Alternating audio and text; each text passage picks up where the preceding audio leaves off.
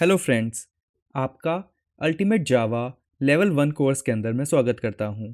हम अपना कोर्स शुरू करने से पहले ये एक बार कंफर्म कर लेते हैं कि ये रिक्वायर्ड टूल्स हमारे पास इंस्टॉल्ड हैं या नहीं। जिसमें सबसे पहले हमें जावा JDK की ज़रूरत पड़ती है।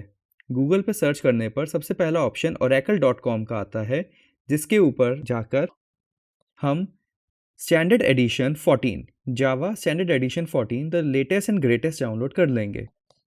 इसके अंदर क्योंकि मैं मैक के ऊपर हूँ तो मैं मैक का DMG वर्जन इंस्टॉल करूँगा। यहाँ पे क्लिक करने के बाद इनके टर्म्स कंडीशन हाँ करने के बाद मैं इसको डाउनलोड कर सकता हूँ। इसके बाद मुझे एक IDE की ज़रूरत है, जो कि एक इंटीग्रेटेड डेवलपमेंट एनवायरनमेंट होता है। ये IDE हमें कोडिंग करने में मदद करता है। मार्केट में बहुत सारे IDE अवेलेबल हैं जो बहुत अच्छे भी हैं।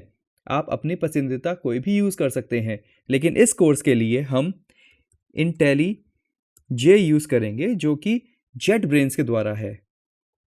इसके डाउनलोड्स के ऊपर हम डायरेक्टली जा सकते हैं और इनका कम्युनिटी एडिशन, जो कि completely free and open source होता है, वो डाउनलोड करेंगे। ऐसा करने के बाद अब सबसे पहले हम जावा JDK 14 को इंस्टॉल करेंगे। इस पर डबल क्लिक करके हम इसका इंस्टॉलेशन शुरू कर सकते हैं। Simply continue, install and so on करना है। अपना पासवर्ड देना है मैक का या अपने सिस्टम का, जो इसको ऑथराइज कर देगा, और इसके इंस्टॉल होने की हम वेट करेंगे। इंस्टॉलेशन कंप्लीट होने के बाद हम इसको मूव टू बिन कर देंगे, क्योंकि अब हमें इसकी ज़रूरत नहीं है। इसके बाद हम IntelliJ इंस्टॉल करेंगे। सिंपली इसको एप्लीकेशन में ड्रैग कर देंगे और इसका इंस्टॉलेशन शुरू हो जाएगा।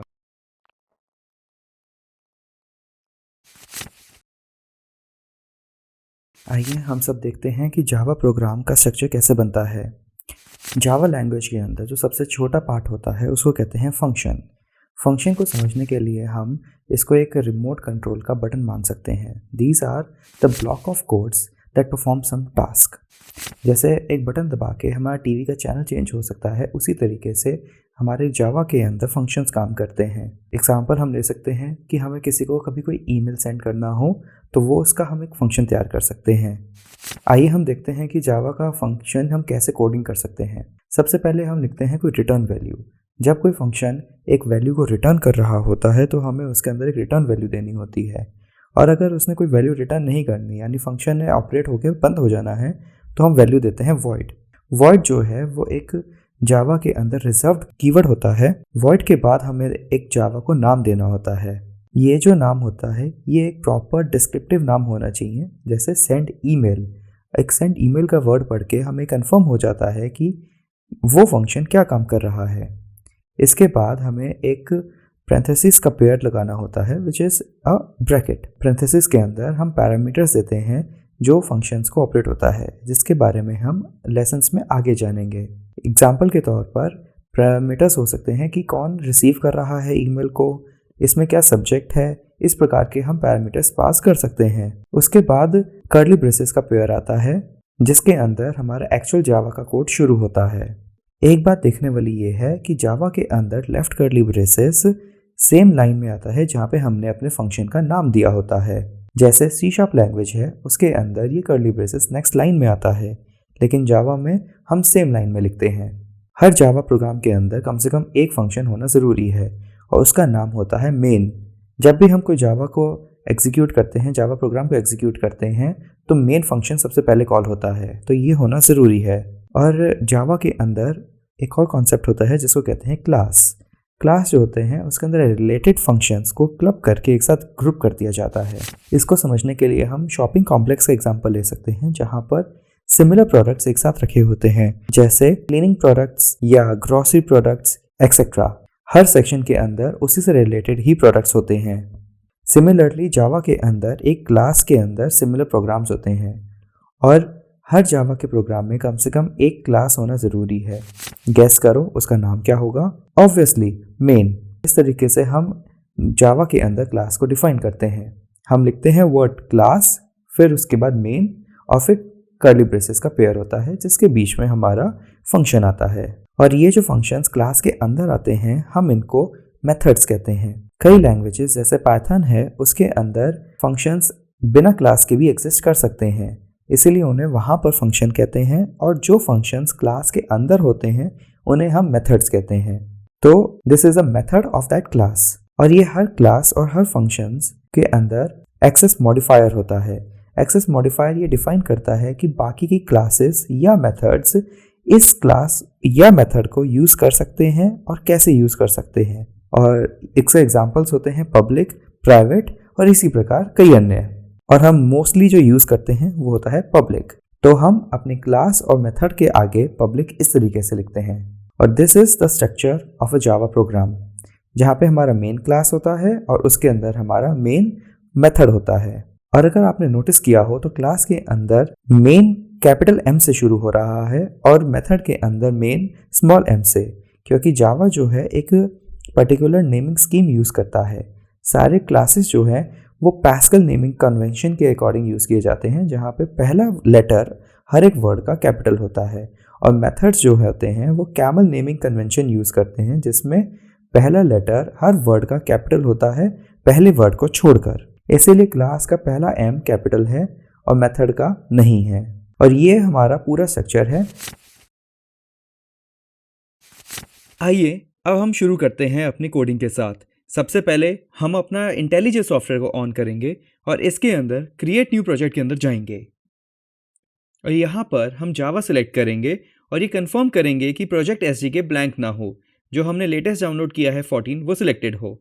यहाँ पर मेरे मशीन के अंदर 11 एंड 13 भी इंस्टॉल्ड है, इसलिए वो भी दिख रहा है। हम 14 सेलेक्ट करेंगे और नेक्स्ट के ऊपर क्लिक करेंगे। Create a project from template select करके हम कमांड लाइन एप्लीकेशन को सिलेक्ट करेंगे। Command line application graphical user interface के थोड़ा अलग होता है। ग्राफिकल यूज़र इंटरफेस, जिसको हम शॉर्ट में GUI कहते हैं, वो होता है जहाँ पे हम मोबाइल एप्लीकेशंस वगैरह डेवलप कर रहे होते हैं। मैं मानता हूँ कि कमांड लाइन एप्लीकेशन ज़्यादा इंटरेस्टिंग नहीं होता, लेकिन मेरा विश्वास कीजिए कि इसी से आप जावा को प्रॉपर्ली सीख पाएंगे। और जो GUI होता है वो कॉम्प्लिकेटेड हो जाता है, जिसके अंदर फिर समझना बहुत मुश्किल होता है। चलिए हम अब आगे बढ़ते हैं। यहाँ पर हमें एक प्रोजेक्ट का नाम देना है। जैसे हमने अपने प्रोजेक्ट का नाम दिया है हेलो वर्ल्ड। इसके नीचे यहाँ पर दिया हुआ है कि ये प्रोजेक्ट कहाँ पे सेव्ड होएगा। ये अभी करंटली आइडिया प्रोजेक्ट्स नाम के फोल्डर में सेव हो रहा है। इसके नीचे एक बेस पैकेज होता है जो कि हमारा डोमेन नेम इन रिवर्स होता है। जिस तरीके से अभी हमने समझा कि क्लासेस क्या होते हैं, जिसके अंदर मल्टीपल सिमिलर फंक्शंस या मेथड्स क्लब होके एक क्लास बनाते हैं।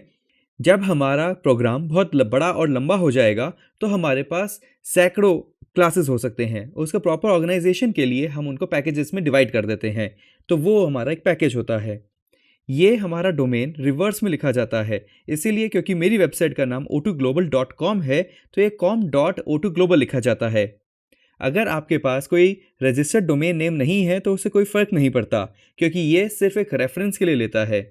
इसका असल तात्पर्य ये होता है कि जब आप अपनी एप्लीकेशन सबमिट करते हैं एक इंटरनेशनल लेवल पर, तो सेम नाम का कोई दूसरा एप्लीकेशन के साथ कोई कॉन्फ्लिक्ट ना हो, इसीलिए पैकेज के नाम से अलग किया जाता है। अगर हमारा कोई डोमेन नेम रजिस्टर्ड है तो वो कंफर्म है कि पूरे वर्ल्ड में किसी और का नहीं हो सकता, और हमें फिर इतना ध्यान देना होता है कि हम एक ही नाम के 2 प्रोजेक्ट्स ना बनाएं। ये हमारा इंटेलिजे खुल गया, जिसके अंदर हमारे पास बेसिक कोडिंग्स लिख के आ रही हैं। ये हमारा पैकेज का नाम आ गया, ये हमारा क्लास का नाम आ गया, और ये हमारा सबसे पहला फंक्शन आ गया।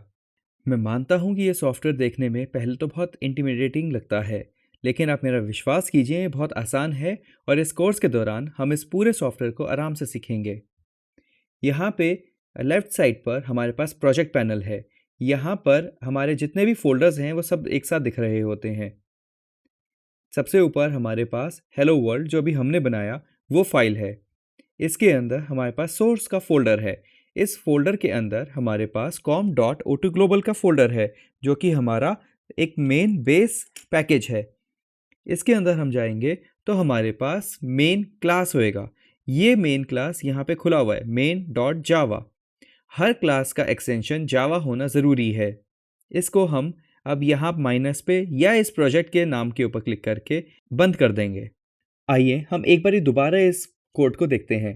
सबसे पहले हमारे पास पैकेज आता है com.o2global.com, जो कि एक सेमीकोलन से टर्मिनेट हो रहा है, यानी एंड हो रहा है।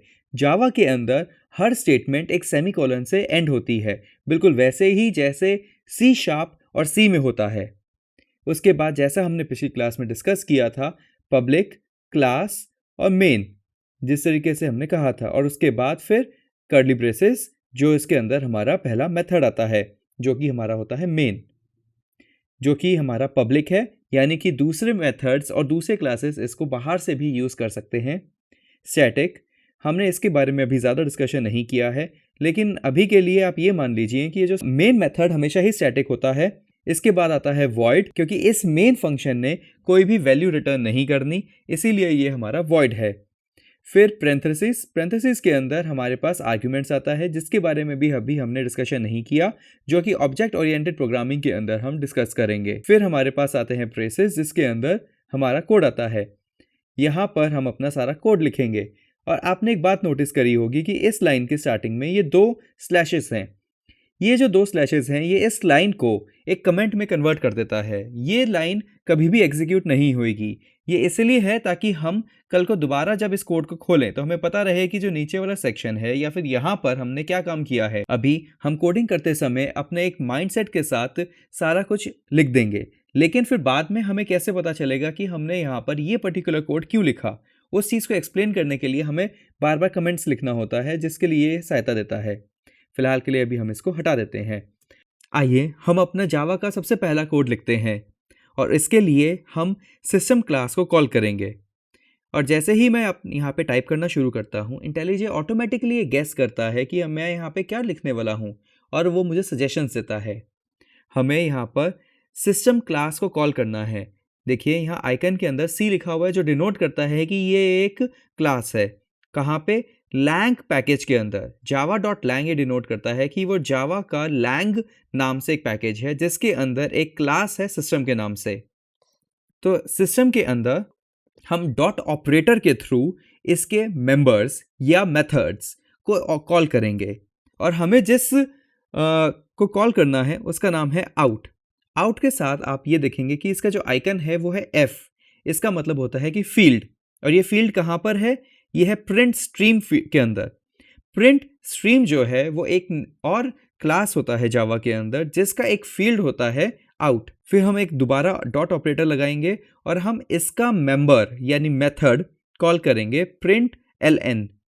प्रिंट लाइन जिसको कहते हैं, ये हमारे को प्रिंट करने में हेल्प करेगा। तो डिस्प्ले दिखाते समय हम हमेशा कहते हैं कि प्रिंट मतलब ये नहीं है कि हम प्रिंटर से प्रिंट आउट निकाल रहे हैं, ये डिस्प्ले का ऑप्शन है। आप इसके आइकन को देखेंगे तो यहाँ पे एम लिखा हुआ है, जिसका मतलब है कि ये एक मेथड है। और हम यहाँ पे एंटर करेंगे तो इंटेलिजे ऑटोमेटिकली यहाँ पे हमें पैरेंथेसिस और उसके बाद हमारा सेमीकोलन दे देगा। अब हम इन पैरेंथेसिस के अंदर अपने पैरामीटर्स को डिफाइन करते हैं, और अभी हम एक स्ट्रिंग देते हैं हेलो वर्ल्ड। और आपने नोटिस किया होगा कि मैंने यहाँ डबल इन्वर्टेड कॉमास के अंदर इस हेलो वर्ल्ड को लिख रहा हूँ। जावा के अंदर जब भी हम कोई स्ट्रिंग डिफाइन करते हैं तो हम डबल इन्वर्टेड कॉमास के अंदर उसको डिफाइन करते हैं। और अब इस कोड को हम एग्जीक्यूट करेंगे इस प्ले बटन को क्लिक करके। अगर हम यहाँ पे देखें तो इसका जो शॉर्ट कोड है वो है Ctrl+R। मैं शॉर्ट कोड ज़्यादा यूज़ करता हूँ क्योंकि इससे काम आसान होता है और जल्दी होता है। तो Ctrl+R दबाने पर ये अब हमारा एग्जीक्यूट हो रहा है, और हम यहाँ पे इस छोटे टर्मिनल विंडो के अंदर देख सकते हैं कि हमारा हेलो वर्ल्ड प्रिंट होकर आ गया है।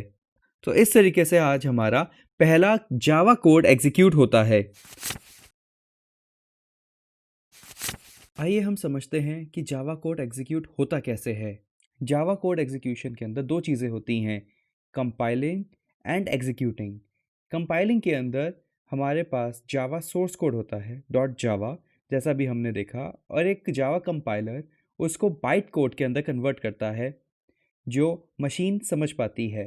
ये जो जावा कंपाइलर होता है ये हमारे जावा JDK के साथ डाउनलोड होता है। आइए मैं दिखाता हूँ कैसे। इंटेलिजे के अंदर जब मैं main.java के ऊपर राइट क्लिक करता हूँ तो यहाँ पर लास्ट में मुझे एक ऑप्शन दिखता है open in terminal. Windows users यहाँ पे ओपन इन कमांड प्रॉम्प्ट देखेंगे। इसके ऊपर क्लिक करने पर ये मेरा टर्मिनल विंडो खोलता है या विंडोज़ के अंदर कमांड प्रॉम्प्ट विंडो खोल देता है, और ये मेरा पैकेज के अंदर ओपन करके मुझे दे रहा है, पैकेज फ़ोल्डर के अंदर ओपन करके मुझे दे रहा है। और यहाँ पर अगर मैं ls या फिर विंडोज़ के अंदर dir टाइप करता हूँ, तो ये मुझे इस फ़ोल्डर के अंदर जितने भी आइटम हैं उसकी लिस्ट देता है। और अभी हम देख सकते हैं कि यहाँ पर सिर्फ एक आइटम है main.java। अब मैं यहाँ पर एक कमांड देता हूँ javac स्पेस main.java। ये एक केस सेंसिटिव लैंग्वेज है, तो यहाँ पे मेन का m कैपिटल होएगा, इस बात का ध्यान दीजिएगा।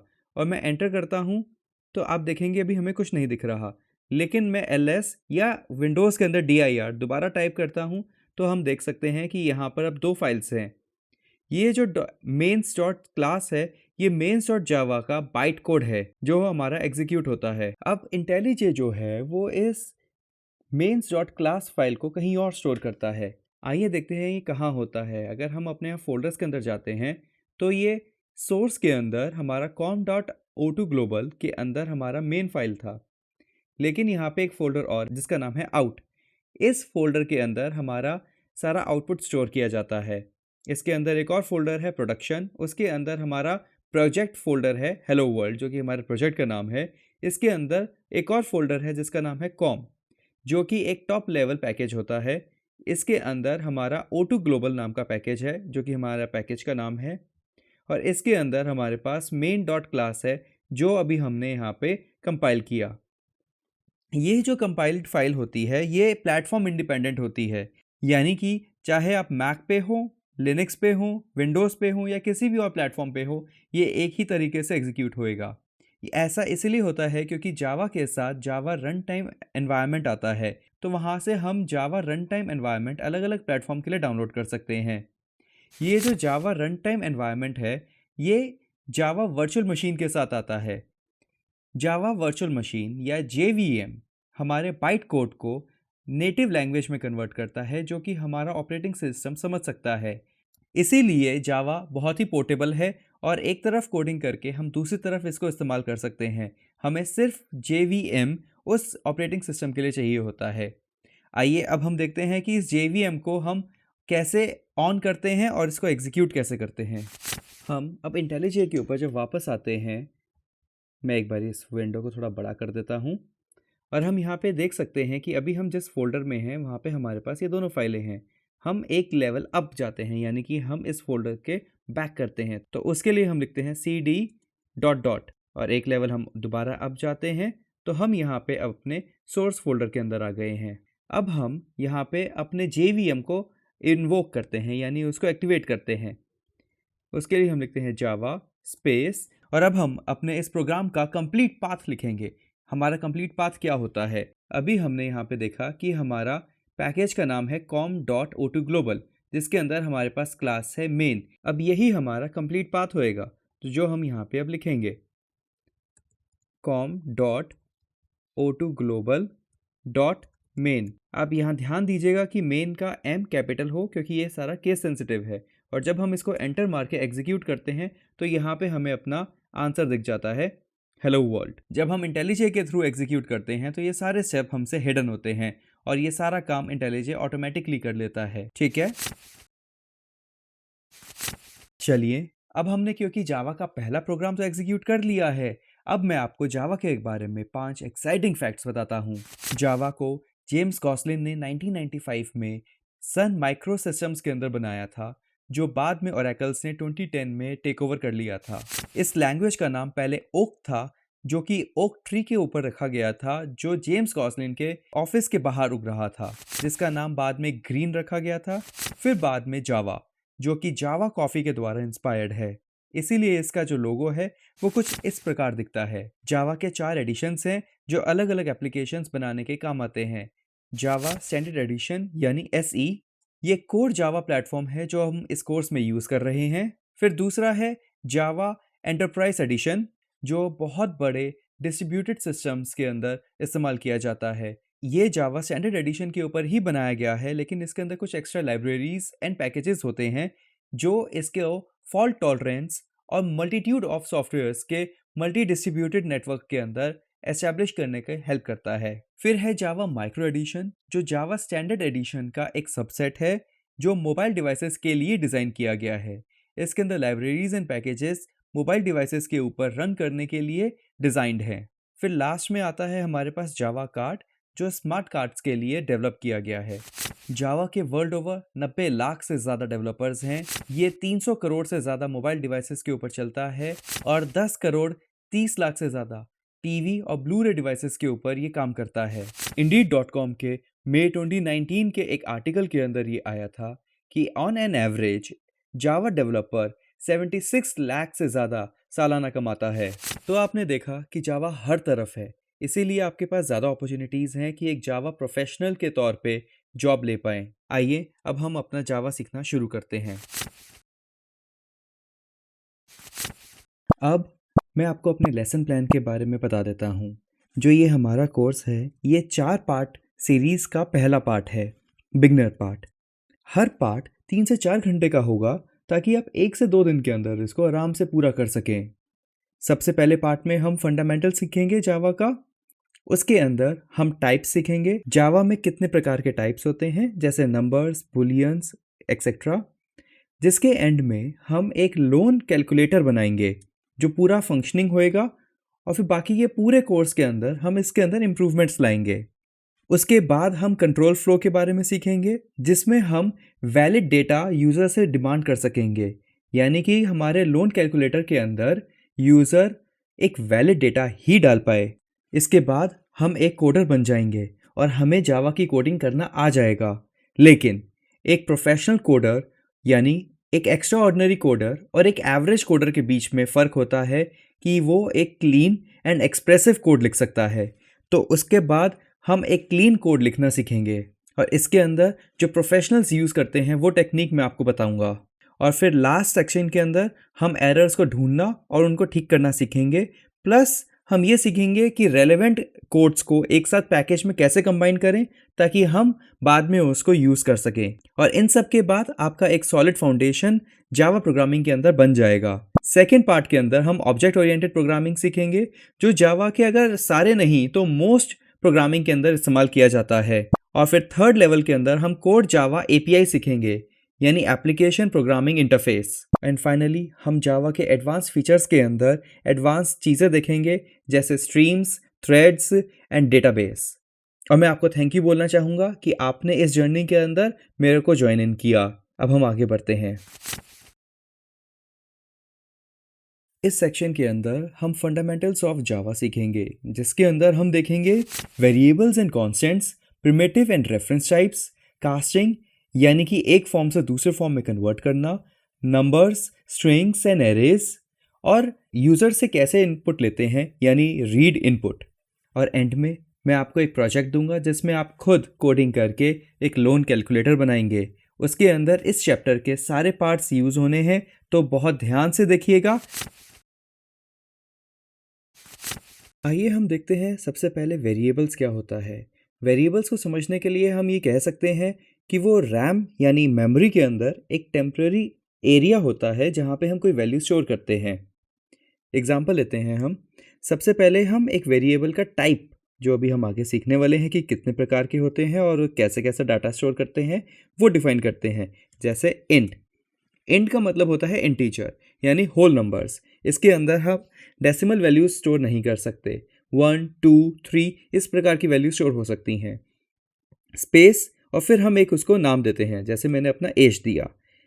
ये जो होता है ये वेरिएबल का नाम होता है। फिर होता है इक्वल टू, जिसको हम कहते हैं असाइनिंग ऑपरेटर, जिसका मतलब होता है कि हम इस वेरिएबल को ये एक पर्टिकुलर वैल्यू असाइन कर रहे हैं। फिर हम एक एज दे देते हैं 30, तो ये हो जाती है इसकी वैल्यू। तो ये हमारा टाइप हो गया, ये हमारा वेरिएबल का नाम हो गया, ये असाइनिंग ऑपरेटर हो गया, और ये उसकी वैल्यू हो गई। अब जब हम अपने कोड के अंदर लिखेंगे एज और फिर इसको कंट्रोल R दबा के रन करेंगे, तो हम देख सकते हैं कि हमारा जो प्रिंट हुआ वो 30 प्रिंट हुआ, यानी कि जो ये वेरिएबल है उसकी वैल्यू प्रिंट हुई। और इसमें देखने वाली बात एक ये है कि जो हमारा वेरिएबल है उसकी वैल्यू को हमें इनिशियलाइज करना होता है, जब हम ये इक्वल टू डाल के वैल्यू देते हैं तो यहाँ पर ये इनिशियलाइज होता है, यानी उसकी एक इनिशियल वैल्यू दी जाती है। तो हम ये कह सकते हैं कि लाइन 6 के ऊपर हमारे वेरिएबल एज की वैल्यू इनिशियलाइज की जा रही है टू 30, जिसको हम बाद में चेंज भी कर सकते हैं। जैसे हमने एज इज इक्वल टू 35 लिख दिया। अब मैं इस पर्टिकुलर प्रोग्राम को जब मैं रन करता हूँ तो हम देख पाएंगे कि हमारी वैल्यू आ रही है 35, यानी कि उसकी जो वैल्यू है वो चेंज हो गई। जावा के अंदर एक कॉन्सेप्ट होता है जहाँ पे हम एक ही लाइन के अंदर मल्टीपल वेरिएबल्स कॉल कर सकते हैं। कॉलिंग अ वेरिएबल का मतलब होता है जहाँ पे हम उसको टाइप दे के उसका नाम डिफाइन कर रहे हैं, जो हम कॉमा डाल के फिर दे सकते हैं। जैसे मैं यहाँ पे टेम्परेचर को डिफाइन करता हूँ और लेट्स से मैं 20 बोलता हूँ, तो ये भी हमारा वेरिएबल प्रॉपरली डिफाइंड है और प्रॉपरली इनिशियलाइज हो रहा है। ये परफेक्टली ओके है, लेकिन इसको मैं रिकमेंड नहीं करता हूँ क्योंकि इससे कोड बहुत ही गंदा दिखता है, बहुत ही भरा भरा दिखता है। तो इसके बजाय मैं नेक्स्ट लाइन के अंदर इंट करके फिर डिफाइन करना पसंद करता हूँ। प्लस हम एक वेरिएबल की वैल्यू दूसरे वेरिएबल के अंदर भी शिफ्ट कर सकते हैं। मैं दिखाता हूँ कैसे। मैं इन सबको डिलीट कर देता हूँ और मैं यहाँ पे एक वेरिएबल कॉल करता हूँ my age is equals to 30, और फिर मैं एक और वेरिएबल कॉल करता हूँ her age is equals to my age. और जब मैं यहाँ पर हर एज को प्रिंट करूँगा और कंट्रोल आर दबा के रन करता हूँ तो हम देख पाएंगे कि वो प्रिंट हो रहा है 30। और आपने अगर नोटिस किया हो तो जिस प्रकार मैंने वेरिएबल का नाम दिया है, तो मैंने एक पर्टिकुलर नेमिंग स्कीम फॉलो करी है जो अभी हमने स्टार्टिंग में पढ़ी थी, जिसको हम कैमल केसिंग स्कीम कहते हैं, जिसके अंदर पहले वर्ड के सारे लेटर स्मॉल होते हैं और उसके बाद के जितने भी वर्ड होते हैं उसका पहला लेटर कैपिटल होता है, जिसे कैमल केसिंग स्कीम कहते हैं। ठीक है, आइए सबसे पहले हम देखते हैं कि जावा के प्रिमिटिव टाइप वेरिएबल्स क्या होते हैं। सबसे पहला टाइप होता है बाइट। ये रैम में 1 बाइट का स्पेस लेता है और इसके अंदर हम -128 से +127 तक के सारे डिजिट स्टोर कर सकते हैं। आप देखेंगे कि ये +127 तक जा रहा है क्योंकि इसमें 0 भी इंक्लूडेड होता है। तो ये -128 से +128 होता है, लेकिन नंबर जो होते हैं वो 127 तक जाता है। अब जैसे जैसे इसका साइज इंक्रीज होता जाएगा, इसमें डेटा इंक्रीज होता जाएगा। सेकंड जो होता है वो होता है शॉर्ट, जो 2 बाइट की स्पेस लेता है और इसमें -32,000 से लेके +32,000 तक के नंबर्स होते हैं। फिर होता है इंट, जो अभी हमने देखा था, इसके अंदर 4 बाइट की स्पेस यूज होती है और ये -2 बिलियन से लेके +2 बिलियन तक नंबर होते हैं। फिर होता है लॉन्ग, जिसमें 8 बाइट्स की स्पेस होती है और भी ज़्यादा डाटा स्टोर किया जा सकता है। अभी तक हमने जो 4 प्रकार के देखे हैं, इन सब में हम इंटीजर वैल्यू यानी होल नंबर स्टोर कर सकते हैं। डेसिमल नंबर स्टोर करने के लिए आता है हमारे पास फ्लोट एंड डबल, जो 4 बाइट और 8 बाइट की स्पेस लेता है। एंड एज यूजुअल फ्लोट में छोटा नंबर आ सकता है और डबल में बड़ा नंबर। फिर आता है हमारे पास कार, जिसके अंदर 2 बाइट की स्पेस यूज होती है और इसके अंदर हम अल्फाबेट स्टोर कर सकते हैं, जैसे A, B, C। और क्योंकि ये 2 बाइट की स्पेस लेता है, इसमें इंटरनेशनल कैरेक्टर जैसे हिंदी के कैरेक्टर्स हैं वो भी स्टोर किए जा सकते हैं। और फाइनली हमारे पास आता है बुलियन, जो 1 बाइट की स्पेस लेता है और इसमें वैल्यूज आते हैं ट्रू, फॉल्स, रिप्रेजेंट करते हैं 0, 1, ऑन या ऑफ। आइए हम एक एग्जांपल देखते हैं। जैसे अभी हमारा एग्जांपल चल रहा था इंट एज 30। अब किसी की भी एज स्टोर करने के लिए इंट टाइप बहुत बड़ा है, तो हम यहाँ पर बाइट यूज कर सकते हैं, जो कि हमारा परफेक्टली ओके है। फिर हम एक और वेरिएबल लेते हैं जिसके अंदर हम YouTube की वीडियो काउंट का इंफॉर्मेशन स्टोर करना चाहते हैं। उसको हम लेते हैं int view count is equal to let's say 1 2 3 4 5 6 7 8 and 9। अब जावा के अंदर हम कॉमा नहीं डाल सकते क्योंकि वो एक एरर दे देगा, पर उसके बजाय हम यहाँ पे अंडरस्कोर डाल सकते हैं, जो कि परफेक्टली ओके है। और अगर हम इसको हर 3 डिजिट के बाद देखें तो अभी हमें दिखेगा कि ये 1 बिलियन से भी छोटा फिगर है।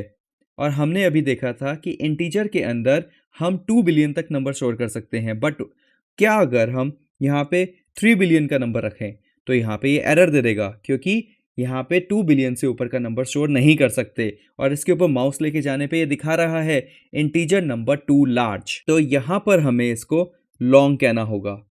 लेकिन हमने इसको लॉन्ग कह दिया और फिर भी यहाँ पे ये रेड लाइन दे रहा है यानी एरर दे रहा है, और इसके ऊपर मैं माउस लेके जाऊंगा तो अभी भी सेम एरर दे रहा है।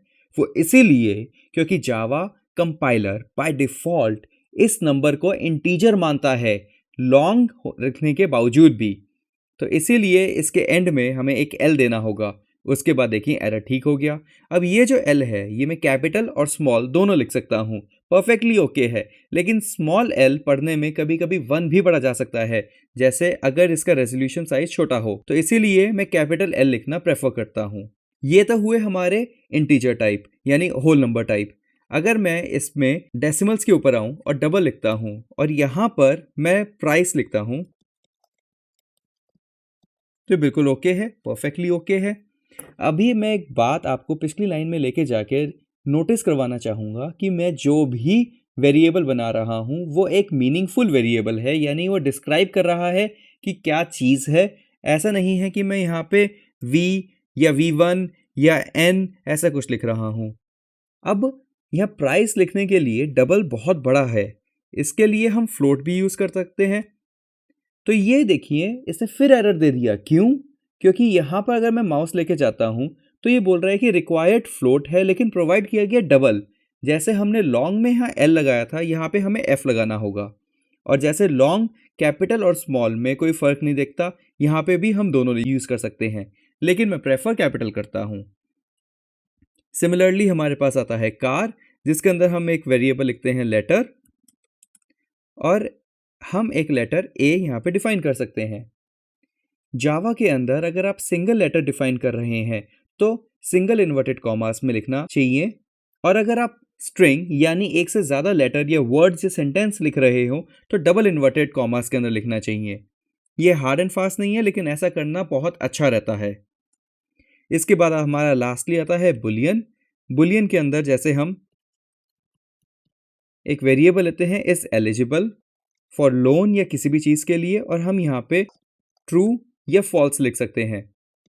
और आप एक बात नोटिस करेंगे कि यहाँ पे जावा के अंदर हर चीज़ ऑरेंज में आ रही है, जैसे false, boolean, char, public, static, void, class, package, ये सारे वर्ड जो हैं जावा के अंदर रिजर्व्ड कीवर्ड्स की लिस्ट के अंदर होते हैं। यानी इन वर्ड्स को यूज़ करते हुए हम किसी क्लास का, मेथड का या वेरिएबल का नाम नहीं रख सकते, ठीक है। जावा में डाटा टाइप्स 2 टाइप के होते हैं, प्रिमिटिव और रेफरेंस। हमने लास्ट वीडियो में प्रिमिटिव टाइप्स पढ़ा था, और उसके अलावा जितने भी टाइप्स होते हैं वो सारे रेफरेंस टाइप होते हैं। इसको समझने के लिए हम एक एग्जांपल लेते हैं। शुरुआत में मैं पहले प्रिमिटिव टाइप लिखता हूँ, byte age is equals to 30, जैसा हमने अपने पिछले एग्जाम्पल में देखा था। अब मैं एक रेफरेंस टाइप लेता हूँ, जैसे कि डेट। अब आप यहाँ पे देख सकते हैं कि इंटेलिजे हमारी हेल्प करने के लिए ऑटोमेटिकली डेट से रिलेटेड जितने भी क्लासेस अवेलेबल हैं जावा के अंदर, वो सबकी लिस्ट हमें प्रोवाइड करवा रहा है। और इसमें हम सबसे पहले देखेंगे तो डेट एक जावा के पैकेज में है जिसका नाम है यूटिल। इसमें जावा के यूटिलिटी से रिलेटेड सारी क्लासेस अवेलेबल होती हैं। सिमिलरली यहाँ पे भी डेट प्रेजेंट है एक जावा के पैकेज के अंदर जिसका नाम है SQL, जो कि सीक्वल लैंग्वेज यानी डेटाबेस के कोडिंग के लिए इस्तेमाल किया जाता है। ये पैकेजेस की ब्यूटी है कि एक ही नाम के क्लासेस एक से ज़्यादा बार भी आ सकते हैं। अभी हम यहाँ पे यूटिल वाला करेंगे और इसके ऊपर मैं क्लिक करके या तो टैब या एंटर दबाता हूँ, और हम यहाँ ऊपर जाएंगे तो यहाँ पे आप देख सकते हैं कि इंटेलिजे ने ऑटोमेटिकली ये लाइन ऐड कर दी है। ये कह रहा है इम्पोर्ट java.util.date, यानी कि जो पैकेज है यूटिल का उसको इंपोर्ट करना है, और वो पूरा पैकेज इंपोर्ट नहीं कर रहा, वो सिर्फ डेट का क्लास इंपोर्ट कर रहा है। यूटिल वाले पैकेज के अंदर बहुत सारी क्लासेस होती हैं, तो वो जावा के कोड को थोड़ा हैवी कर सकता है, तो इसीलिए वो ऑटोमेटिकली सिर्फ डेट की क्लास को ही मांग रहा है, जो कि हमने यहाँ पे किया है। और जिस प्रकार हमारा प्रिमिटिव टाइप के अंदर हम एक नाम देते हैं, वेरिएबल को नाम देते हैं, हम इसको भी नाम देंगे नाउ, और इसके अंदर हमें फिर यहाँ पे लिखना होता है न्यू। ये जो न्यू होता है ये बेसिकली एक न्यू मेमोरी यानी रैम के अंदर एक एरिया एलोकेट कर रहा होता है इस वेरिएबल को। प्रिमिटिव टाइप के अंदर हमें ये काम नहीं करना पड़ता, क्योंकि प्रिमिटिव टाइप के अंदर ये काम जावा रन टाइम यानी कि जावा कंपाइलर ऑटोमेटिकली करता है। न्यू एलोकेशन और उसको फिर रिलीज करना यानी उसको खाली करने का काम रन टाइम ऑटोमेटिकली करता है, जो जावा कंपाइलर है वो ऑटोमेटिकली करता है, लेकिन हमें एक रेफरेंस टाइप के अंदर उसको न्यू पोजीशन एलोकेट मैन्युअली करना पड़ता है। रिलीज हमें नहीं करना पड़ता है क्योंकि जावा कंपाइलर रिलीज उसको ऑटोमेटिकली कर देता है। और इसके बाद हमारा रेफरेंस टाइप रिपीट होता है with a pair of parenthesis यानी ब्रैकेट्स के साथ, और हम इसको सेमीकोलन के साथ एंड कर देते हैं। अगर हम इस लाइन नंबर 9 के स्ट्रक्चर को समझें तो जो नाउ है वो डेट का एक इंस्टेंस है, यानी कि जो हमारा क्लास डेट है उसका एक इंस्टेंस है नाउ, जो कि अभी हमने क्रिएट किया है। इसका पर्पस क्या होता है, अब मैं यहाँ पे नाउ और एक डॉट ऑपरेटर के साथ इस क्लास के अलग अलग मेथड को कॉल कर सकता हूं। यानी कि होगा क्या कि नाउ वेरिएबल के साथ इस क्लास के जो बाकी के मेथड हैं उसको अटैच करके हम अपना ऑपरेशन आगे बढ़ा सकते हैं। हम इसके अंदर फंक्शनैलिटी ऐड कर सकते हैं। जैसे यहाँ पर एक आता है गेट टाइम। गेट टाइम के अंदर जो अभी का टाइम है ये उसको माय सिस्टम से निकाल के बताएगा। अब अगर मैं इसको एग्जांपल के लिए देखूं और प्रिमिटिव टाइप के अंदर मैं एक डॉट ऑपरेटर को लगा के देखूं तो हम यहाँ देख सकते हैं कोई भी मेथड कॉल नहीं हुआ। अब इसमें एक बात देखने की है, जो आपके पास ये लिस्ट आई है ये स्निपेट्स हैं। स्निपेट्स का मतलब होता है कि एक पूरा कोड शॉर्ट में है। जैसे अगर हम ये फॉर आई को लेके एंटर करते हैं तो यहाँ पे हमारा पूरा कोड एक्सपैंड होके आ जाता है। इस कोड के बारे में हम आगे आने वाली क्लासेस में पढ़ेंगे। तो इससे हमें कंफर्म होता है कि यहाँ पर ये एक इंस्टेंस बन रहा है रेफरेंस टाइप का। प्रिमिटिव टाइप में कोई ऐसा नहीं होता। अब हमने जैसे पिछली क्लासेस में किया था, सिस्टम क्लास के अंदर डॉट ऑपरेटर से आउट का हम एक फील्ड कॉल कर रहे हैं, और हम ये देख सकते हैं जो आउट है वो प्रिंट स्ट्रीम नाम की क्लास के अंदर एग्जिस्ट करता है जिसको हम कॉल कर रहे हैं। फिर दोबारा डॉट ऑपरेटर के साथ प्रिंट एलन का हम फंक्शन कॉल कर रहे हैं। और अब मैं आपको एक शॉर्टकट दिखाता हूं। जैसे अभी हमने प्रिमिटिव टाइप के अंदर डॉट पे स्निपेट्स देखे थे, वैसे ही इसका भी एक शॉर्ट स्निपेट है SOUT एंटर। तो इंटेलिजे ऑटोमेटिकली ये कोड हमारे लिए प्रेजेंट कर देता है।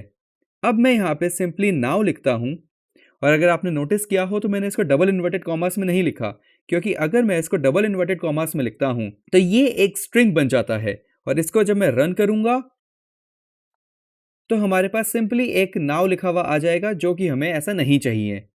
इसीलिए हमें इसको डबल इन्वर्टेड कॉमास में नहीं लिखना। और अब मैं इसको जब रन करूंगा तो हम देख पाएंगे कि ये हमारा आज का टाइम दे रहा है, जो कि अभी मेरे सिस्टम पे टाइम हुआ है। अभी हमने देखा कि प्रिमिटिव टाइप और रेफरेंस टाइप दोनों से बिल्कुल अलग होते हैं, बट जानने वाली बात यह है कि अलग क्यों है। दोनों में जो मेजर फर्क है वो है कि किस तरीके से वो रैम यानी मेमोरी को यूज करते हैं। आइए हम एक एग्जांपल लेते हैं। हम एक प्रिमिटिव टाइप लेते हैं और इसका नाम लेते हैं हम x, और इसके अंदर वैल्यू रखते हैं हम 1।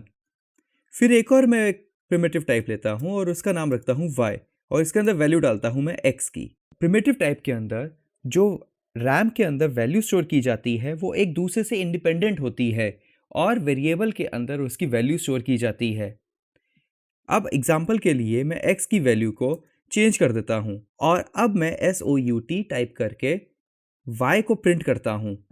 इसको कंट्रोल R दबा के रन करने पर हमारे पास जो वैल्यू आ रही है 1 आ रही है, 2 नहीं, क्योंकि जब हमने यहाँ पर लाइन 8 के अंदर y को x की वैल्यू दी थी तो उसने उसकी वैल्यू को कॉपी कर लिया और y की वैल्यू अब 1 हो गई थी। नेक्स्ट लाइन में जब हमने x की वैल्यू को चेंज किया था, so it is an independent value, तो y की value is completely independent of x की वैल्यू। लेकिन एक रेफरेंस टाइप के अंदर ऐसा नहीं होता। अब रेफरेंस टाइप का एग्जांपल लेते हैं और एक टाइप लेते हैं पॉइंट, जो कि AWT पैकेज के अंदर एग्जिस्ट करता है, और यहाँ पर हमारा वो पैकेज इंपोर्ट भी हो गया है।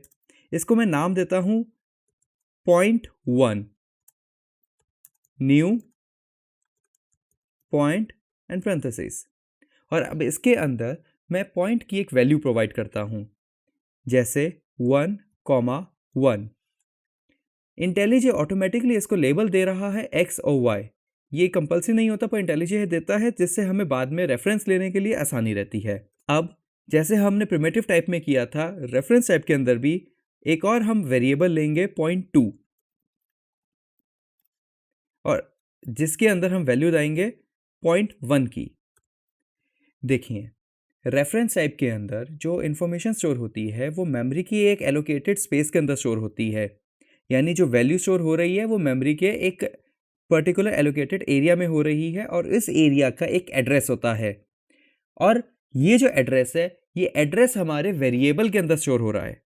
जब लाइन 10 के अंदर मैं 0.1 की वैल्यू 0.2 के अंदर डाल रहा हूं, तो एक्चुअली में ये वैल्यू नहीं स्टोर कर रहा, जो ये x और y का कोऑर्डिनेट्स है ये नहीं स्टोर कर रहा, रादर इसके अंदर इस वैल्यू की लोकेशन का एड्रेस स्टोर हुआ है और 0.2 के अंदर वो कॉपी हो रहा है। यानी कि अगर मैं 0.1 और डॉट ऑपरेटर के साथ x की वैल्यू को चेंज करके 2 कर देता हूं और उसके बाद फिर मैं यहां पर 0.2 प्रिंट करता हूं, तो कंट्रोल R दबाने के बाद हम देख सकते हैं कि यहाँ पे जो वैल्यू प्रिंट हुई है वो हमारी न्यू वाली वैल्यू प्रिंट हुई है। यानी कि ये एक दूसरे से इंडिपेंडेंट नहीं है, यानी कि ये एक दूसरे के रेफरेंस से काम कर रहे हैं, इसीलिए इसका नाम है रेफरेंस टाइप। अब हम अपने नेक्स्ट वेरिएबल स्ट्रिंग्स के ऊपर चलेंगे। अभी हमने कोर्स में स्टार्टिंग में ये एक स्टेटमेंट देखी थी जिसके अंदर हमने ये स्ट्रिंग पास किया था। एक्चुअली में ये स्ट्रिंग नहीं है, ये एक स्ट्रिंग लिटरल है, यानी एक स्ट्रिंग वैल्यू है। स्ट्रिंग को पास करने के लिए हम स्ट्रिंग लिखते हैं और देखिए ये किस जावा के पैकेज में आता है। ये आता है java.lang, यानी lang के उसमें आता है और ये हम कभी भी कॉल नहीं करते। अगर हम ऊपर देखेंगे तो ये हमने इंपोर्ट नहीं किया। ये इंपोर्ट इसलिए नहीं हुआ है क्योंकि ये डिफ़ॉल्ट पैकेज होता है और जब हम जावा को रन करते हैं तभी ऑटोमेटिकली कॉल हो जाता है। और क्योंकि ये एक रेफरेंस टाइप है तो हम यहाँ पर जैसे रेफरेंस टाइप हमने लास्ट क्लास में पढ़ा था वैसे ही करेंगे। एक नाम देंगे और उसके बाद लिखेंगे न्यू, फिर स्ट्रिंग और इसके अंदर हम अपना मैसेज लिखेंगे। अभी हम यहाँ पे ध्यान से देखेंगे तो ये सारा कुछ ग्रे में है और अगर हम इसके ऊपर हवर करते हैं तो यहाँ पे एक वार्निंग मैसेज भी दे रहा है, the new string is redundant. ऐसा क्यों है? वो ये इसलिए है क्योंकि हमें ये सारा कुछ लिखने की अब ज़रूरत नहीं है। हम यहाँ पे सीधा अपना हेलो वर्ल्ड का मैसेज लिख सकते हैं और ये बिल्कुल परफेक्ट है। देखिए कोई एरर नहीं आ रहा और ये ऐसा इसलिए है क्योंकि स्ट्रिंग बहुत ही पॉपुलर है, बहुत कॉमन वेरिएबल है, तो जावा डेवलपर्स ने इसको एक प्रिमिटिव टाइप की तरह कॉल करने के लिए कोड किया है। ये एक्चुअली में प्रिमिटिव टाइप नहीं है, लेकिन इसके फंक्शनिंग सारे प्रिमिटिव टाइप के होते हैं। है ये रेफरेंस टाइप ही। आइए हम देखते हैं। यहाँ पर अब हमें ये मैसेज लिखने की ज़रूरत नहीं है, हम सिर्फ अपना वेरिएबल का नाम लिख सकते हैं और जब हम इसको रन करेंगे तो देखिए हमारे पास हमारा मैसेज आ गया। स्ट्रिंग्स जो हैं वो कॉन्कैटिनेट यानी कि इसको हम ज्वाइन भी कर सकते हैं एक प्लस ऑपरेटर के थ्रू। हम प्लस लिखकर यहाँ पे डबल इन्वर्टेड कॉमास में अगर एक्सक्लेमेशन डालते हैं और फिर इसको रन करते हैं, देखिए हमारे पास जो आउटपुट आया है वो ज्वाइन होके आया है। परफेक्ट। और क्योंकि स्ट्रिंग एक रेफरेंस टाइप है तो इसीलिए इसके अंदर डॉट ऑपरेटर्स भी आते हैं, यानी कि अगर मैं मैसेज डॉट डालता हूँ तो यहाँ पे इतने प्रकार के इसके मेथड्स या इसके फंक्शंस अवेलेबल हैं हमारे साथ, जिसके अंदर हम देख सकते हैं एंड्स विद करके भी एक आता है जिसके अंदर ये हमें बताता है कि क्या ये इससे एंड कर रहा है या नहीं। आइए हम इसको रन करके देखते हैं। इसको रन करने के लिए हम यहाँ पे मैसेज नहीं लिखेंगे, हम यहाँ पे ये वाला फंक्शन लिखेंगे और इसको जब हम रन करेंगे तो हमारे पास वैल्यू आएगी ट्रू। ये एक बुलियन वैल्यू रिटर्न करता है जो हमें ट्रू या फॉल्स देता है और जिस तरीके से हमारा एंड्स विद होता है उसी तरीके से हमारा स्टार्ट्स विद होता है। इसको हम रन करके देखते हैं। हमारे पास वैल्यू आ रही है फॉल्स। परफेक्ट। और ये हम देख भी सकते हैं हमारे मैसेज में एंड हो रहा है एक्सक्लेमेशन से, लेकिन स्टार्ट नहीं हो रहा। ऐसे ही यहाँ पे बहुत सारे अलग अलग टाइप के पैरामीटर्स होते हैं, जिसमें से एक होता है, ये बहुत ही इंपॉर्टेंट होता है, लेंथ, जो हमारे स्ट्रिंग की लेंथ को बताता है कि कितने कैरेक्टर्स का है। 13 कैरेक्टर्स का है। परफेक्ट। और ये जो है ये आप हमेशा याद रखिएगा, ये बहुत इंपॉर्टेंट होता है। सिमिलरली एक होता है इंडेक्स ऑफ, और यहाँ पर हम एक कैरेक्टर देते हैं, लेट्स से हम h देते हैं। रन करने पर ये इसकी इंडेक्स वैल्यू को रिटर्न करेगा 0, क्योंकि ये 0 इंडेक्स नंबर पे है। और ऐसे ही अगर मैं ई देखता हूँ तो वो इंडेक्स नंबर 1 पे है। और अगर मैं यहाँ पर स्काई लिखता हूँ जो हमें दिख रहा है कि नहीं अवेलेबल, तो उसकी वैल्यू आएगी -1। जो कैरेक्टर हमारे पास स्ट्रिंग में नहीं होगा उसकी इंडेक्स वैल्यू -1 होगी। और इंडेक्स ऑफ केस सेंसिटिव होता है। अगर मैं यहाँ पे स्मॉल h लिखता हूँ, हालांकि हमें दिख रहा है कि कैपिटल H हमारा सबसे पहला कैरेक्टर है और इसका इंडेक्स 0 होना चाहिए, लेकिन फिर भी रन करने पर हम देख सकते हैं कि हमारा आंसर -1 आया है, क्योंकि ये केस सेंसिटिव होता है। इसका हमें ध्यान रखना होगा। सिमिलरली एक होता है रिप्लेस, जिसमें हम कुछ भी रिप्लेस कर सकते हैं। जैसे मैं चाहता हूं कि एक्सक्लेमेशन को हम रिप्लेस कर दें स्टार से। अब इसमें आप ये देखेंगे कि जो हमने एक्सक्लेमेशन दिया और जो ये स्टार दिया, ये हमारे वैल्यूज़ हैं, और जो हमारा ये लिखा हुआ टारगेट्स और रिप्लेसमेंट, ये हमारे पैरामीटर्स हैं।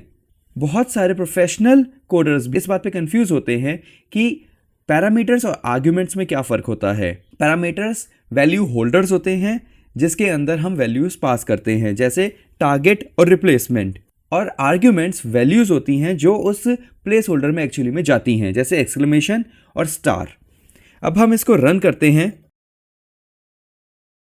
तो देखेंगे कि हमारा जो नया स्ट्रिंग प्रिंट होकर आया है वो है हेलो वर्ल्ड 2 स्टार्स के साथ, परफेक्ट, जिसने हमारा रिप्लेस कर दिया है। अब इसमें हमें एक बात देखने वाली ये है कि ये हमारे ओरिजिनल स्ट्रिंग्स को कभी भी चेंज नहीं करता। स्ट्रिंग वेरिएबल इम्यूटेबल यानी म्यूटेट नहीं हो सकता, यानी वो चेंज नहीं हो सकता। इसीलिए अगर मैं इस स्टेटमेंट के बाद अपना ओरिजिनल मैसेज प्रिंट करने के लिए बोलता हूँ और इसको रन करता हूँ, तो हम यहाँ पे देख सकते हैं कि ओरिजिनल मैसेज हमारा यूं का यूं है, वो चेंज नहीं हुआ, परफेक्ट। अब इस स्ट्रिंग्स का एक मेथड और होता है टू लोअर केस। ये पास करने के बाद हमारा स्ट्रिंग सारा लोअर केस में हो जाता है। सिमिलरली हमारे पास होता है to upper case. Index of, length, to upper case, to lower case, ये सारे के सारे हमारे फॉर्म्स के अंदर यूज़ किए जाते हैं।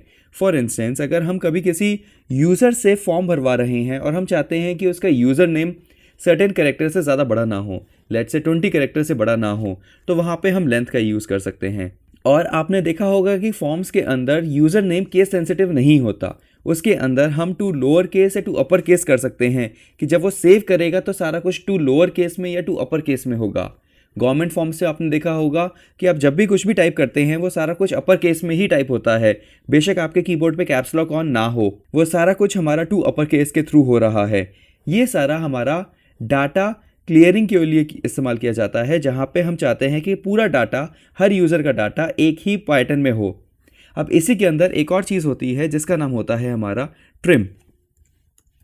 ट्रिम क्या करता है कि हमारे स्ट्रिंग के अंदर जो स्टार्टिंग और एंडिंग के अंदर एक्स्ट्रा स्पेसेस होते हैं, जो यूज़र्स को कभी आदत होती है कि स्पेस दबाते रहते हैं, बार बार दबाते हैं, वो उसको रिमूव कर देता है। ये बीच के स्पेसेस को कुछ नहीं करता, ये एंड के और स्टार्टिंग के स्पेसेस को ही करता है।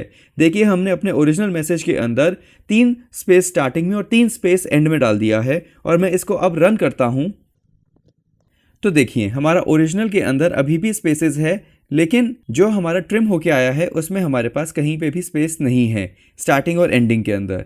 तो ये हमारा सारा फॉर्म्स के अंदर इस्तेमाल किया जाता है। स्ट्रिंग में इसी प्रकार के और भी बहुत सारे मेथड्स होते हैं जो अब हम अपने कोर्स के दौरान में आगे सीखेंगे। क्या आपने हमारे चैनल को सब्सक्राइब किया? अगर आप ऐसे ही और बहुत सारी क्लासेस फ्री में लेना चाहते हैं, जैसे Flutter app development, rest API, Python, या आपको और भी कोई कोर्स चाहिए हो, तो आप इस चैनल को सब्सक्राइब करें और बेल आइकन को जरूर क्लिक करें। इस वीडियो को थम्स अप दीजिए ताकि हमारा एंथुसियाज्म बढ़े और हमें पता चले कि आपको किस टाइप की वीडियो ज़्यादा पसंद आती है। और कमेंट बॉक्स में लिखिए कि आपको अगला कौन सा कोर्स सीखना है। आइए अब हम जानते हैं एस्केप सीक्वेंस के बारे में।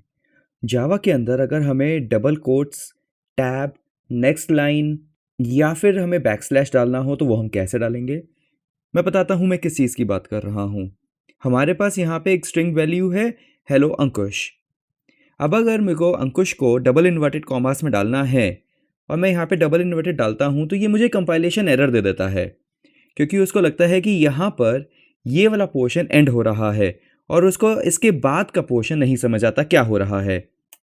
तो अब मैं इसको डबल इन्वर्टेड में कैसे डालूंगा? ये करने के लिए मैं यहाँ पर एक बैक स्लैश डाल देता हूँ। तो उसको ये समझ आता है कि ये वाला जो डबल कोट्स है, मैं इसको एस्केप करना चाह रहा हूँ, तो इसीलिए इस बैक स्लैश के कारण यहाँ पे डबल कोट्स आता है। एंड में भी कर देते हैं हम। और अगर मैं इसको रन करता हूँ तो हम यहाँ देख सकते हैं कि अंकुश डबल इन्वर्टेड कॉमास में है। Very good. अब अगर जैसे विंडोज़ में होता है C drive backslash Windows backslash dot dot dot, अगर मुझे ये लिखना है तो ये मैं कैसे लिखूंगा? पहले मैं इसको यहाँ पे लिख लेता हूँ, C drive backslash Windows backslash dot dot dot. अब इसमें देखिए कंपाइलेशन एरर दे रहा है, क्योंकि इसको यहाँ पे समझ नहीं आ रहा कि बैकस्लैश क्या करे, क्योंकि इसका मतलब होता है कि हम कोई सीक्वेंस को एस्केप करना चाह रहे हैं। यहाँ पे अगर मैं डबल कोट्स डालता हूँ तो यहाँ का एरर ये ठीक हो जाता है, लेकिन हमें ऐसा नहीं चाहिए। तो हम क्या करेंगे, इस बैकस्लैश से पहले एक और बैकस्लैश डाल देंगे जो इसको बताएगा कि हम इस सीक्वेंस को एस्केप करना चाहते हैं।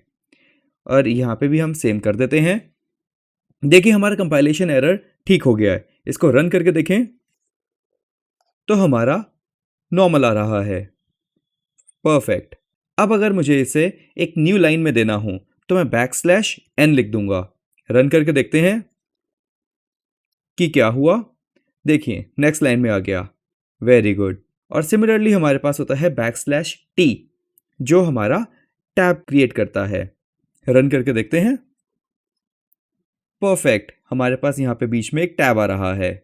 इसके अलावा और भी बहुत सारे एस्केप सीक्वेंसेस होती हैं, लेकिन वो लगभग कभी इस्तेमाल में नहीं आती, इसीलिए हम ये मोस्ट इंपॉर्टेंट वाले समझ रहे हैं।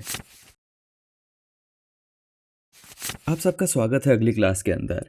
अब हम एक बहुत ही इंपॉर्टेंट टॉपिक करने वाले हैं जिसका नाम है एरेस। ये शुरू करने से पहले हमें समझना होगा कि एरेस क्या होता है। जब हमें एक नंबर स्टोर करना होता है हम एक वेरिएबल में स्टोर करते हैं, लेकिन अगर हमें एक से ज़्यादा नंबर स्टोर करने हो तब हम उसको मल्टीपल वेरिएबल्स में डिवाइड करने के बजाय एक सिंगल एरे के अंदर डालते हैं। यानी array is where we can store number of multiple numbers या मल्टीपल वेरिएबल्स टुगेदर। एरेस एक रेफरेंस टाइप वेरिएबल है, तो उसको बनाने का तरीका बिल्कुल वैसे ही होता है जैसे रेफरेंस टाइप होता है। सबसे पहले हम डिफाइन करते हैं कि किस टाइप का वेरिएबल है, और उसके बाद फिर हम स्क्वायर ब्रैकेट्स डालते हैं। उसके बाद हम फिर उसका वेरिएबल का नाम देते हैं। हम नंबर नहीं नंबर्स लिखेंगे, क्योंकि हमारे सारे वेरिएबल का नाम बहुत ही सेंसिबल होना चाहिए, इसलिए नंबर्स लिखेंगे हम। और जैसे अभी तक हम अपने सारे वेरिएबल्स बनाते आ रहे थे, रेफरेंस टाइप वेरिएबल्स बनाते आ रहे थे, हम वैसे ही बनाएंगे। न्यू, उसके बाद फिर एंड और स्क्वायर ब्रैकेट्स, एंड सेमीकोलन से एंड कर देंगे। इस स्क्वायर ब्रैकेट के अंदर हम लिखेंगे कि एक एरे का साइज कितना होगा, यानी उसके अंदर कितने एलिमेंट्स आएंगे। फॉर एग्जांपल हम यहाँ पे 5 लिख देते हैं। अब इसके बाद हमें डिफाइन करना है कि एरे के अंदर वैल्यूज़ क्या हैं, तो उसके लिए हम देंगे नंबर्स, और फिर स्क्वायर ब्रैकेट में देंगे उसका इंडेक्स नंबर, जो कि हमारा 0 से शुरू होता है, कि 0 इंडेक्स नंबर के ऊपर हमारा क्या स्टोर होगा। लेट्स से कि पहला नंबर हमारा है 5। इसके बाद फिर हम लिखते हैं नंबर्स, और उसके बाद स्क्वायर ब्रैकेट के अंदर इंडेक्स नंबर 1 यानी सेकंड पोजीशन के अंदर हमारा नंबर आता है 2, and so on. Let's say अगर हमारे पास कोई एक ऐसा इंडेक्स नंबर लेते हैं जो एग्जिस्ट ही नहीं करता, 10, अभी वो एग्जिस्ट नहीं करता है, हमारे एरे का साइज ही 5 है, यानी इंडेक्स नंबर 4 तक आएगा। अगर हम इंडेक्स नंबर 10 डालेंगे तो वो तो एग्जिस्ट ही नहीं करता है, और हम यहाँ पे एक नंबर 8 डाल के देखते हैं तो क्या होगा। जब मैं इसको रन करूँगा तब जावा एक एक्सेप्शन के साथ रुक जाएगा। एक्सेप्शन जो होता है वो जावा का एक तरीका होता है ये बताने का कि एरर आ गया है, तो ये एग्जिस्ट नहीं कर सकता। अब इसको अगर मेरे को प्रिंट करना हो तो मैं क्या करूँगा, SOUT और फिर अंदर लिखूँगा मैं नंबर्स, और इसको मैं अगर रन करता हूँ तो हम देख सकते हैं कि हमारे पास जो प्रिंट होके आया वो हमारा एरे नहीं है, वही कुछ अजीब सा नंबर आया है। एक्चुअली जावा जब एक रेफरेंस टाइप को प्रिंट करने जाता है तो वो उसका रेफरेंस कोड प्रिंट करता है। ये एक मेमोरी के एड्रेस का लोकेशन है जो जावा ने अपने एक एल्गोरिथम के अंदर कैलकुलेट करके दिया है। अगर हमारे पास एक से ज़्यादा एरेज होंगे तो यहाँ पे वो अलग फिगर दिखाएगा, हर एक के लिए इंडिविजुअल फिगर रहता है। तो एरे को प्रिंट करने का ये तरीका नहीं होता। एरेज एक क्लास है जो कि यूटिल पैकेज में आता है, और एरेज हम लिखते हैं तो यहाँ पे देखिए वो दिखा भी रहा है कि वो यूटिल पैकेट में है।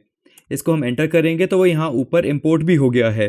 परफेक्ट। इस एरे के अंदर मल्टीपल मेथड्स हैं जिसके थ्रू हम इससे काम करवा सकते हैं। इन सारे मेथड्स में एक मेथड होता है टू स्ट्रिंग।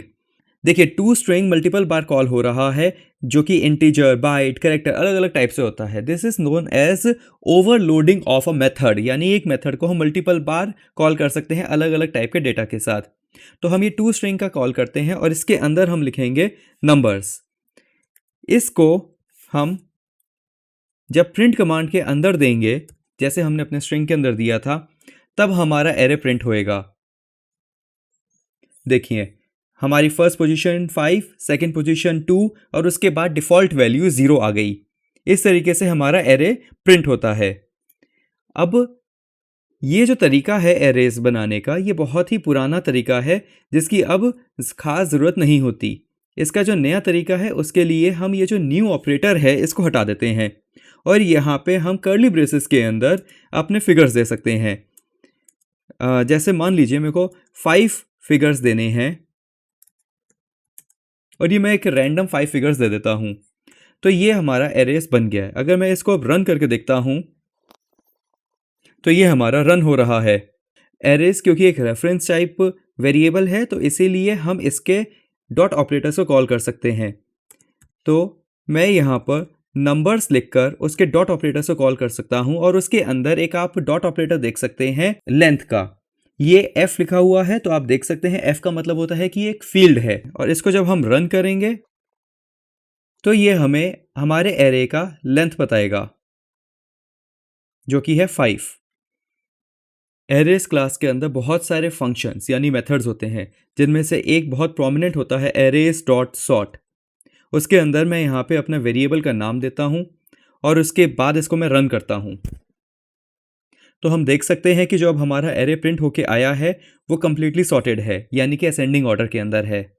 इसी तरीके से एरेस के अंदर और भी बहुत सारे टाइप के मेथड्स होते हैं जो हम कोर्स के अंदर पढ़ेंगे। एक बात याद हमेशा रखिएगा कि एरेस का साइज हमेशा फिक्स होता है, यानी कि अगर आपने एक एरे का साइज डिफाइन कर दिया है तो ना आप उसको इंक्रीज कर सकते हैं ना डिक्रीज कर सकते हैं। अगर आपको वैसा करना हो तो आप कलेक्शंस यूज करें। कलेक्शंस के बारे में हम आगे कोर्स में पढ़ेंगे, ठीक है। मल्टी डायमेंशनल एरेस 2 डायमेंशनल और 3 डायमेंशनल होते हैं, यानी कि जब इन्फॉर्मेशन हमें मैट्रिक्स फॉर्मेट में स्टोर करनी होती है तब हम 2 डायमेंशनल एरेज यूज़ करते हैं, और जब हमें इन्फॉर्मेशन क्यूब में स्टोर करना होता है तो हम 3 डायमेंशनल एरेज को यूज़ करते हैं। ये जो मेथड है ये साइंटिफिक कंप्यूटेशन के लिए यूज़ किया जाता है। एक 2 डायमेंशनल एरेज को बनाने के लिए आइए देखें हम कैसे करते हैं। जैसे हमने यहाँ पर ये 1 डायमेंशनल बनाया था, हम यहाँ पे सिंपली एक स्क्वायर ब्रैकेट इधर और एक स्क्वायर ब्रैकेट इधर और ऐड कर देंगे, जिससे ये हमारा 2 डायमेंशनल हो जाएगा।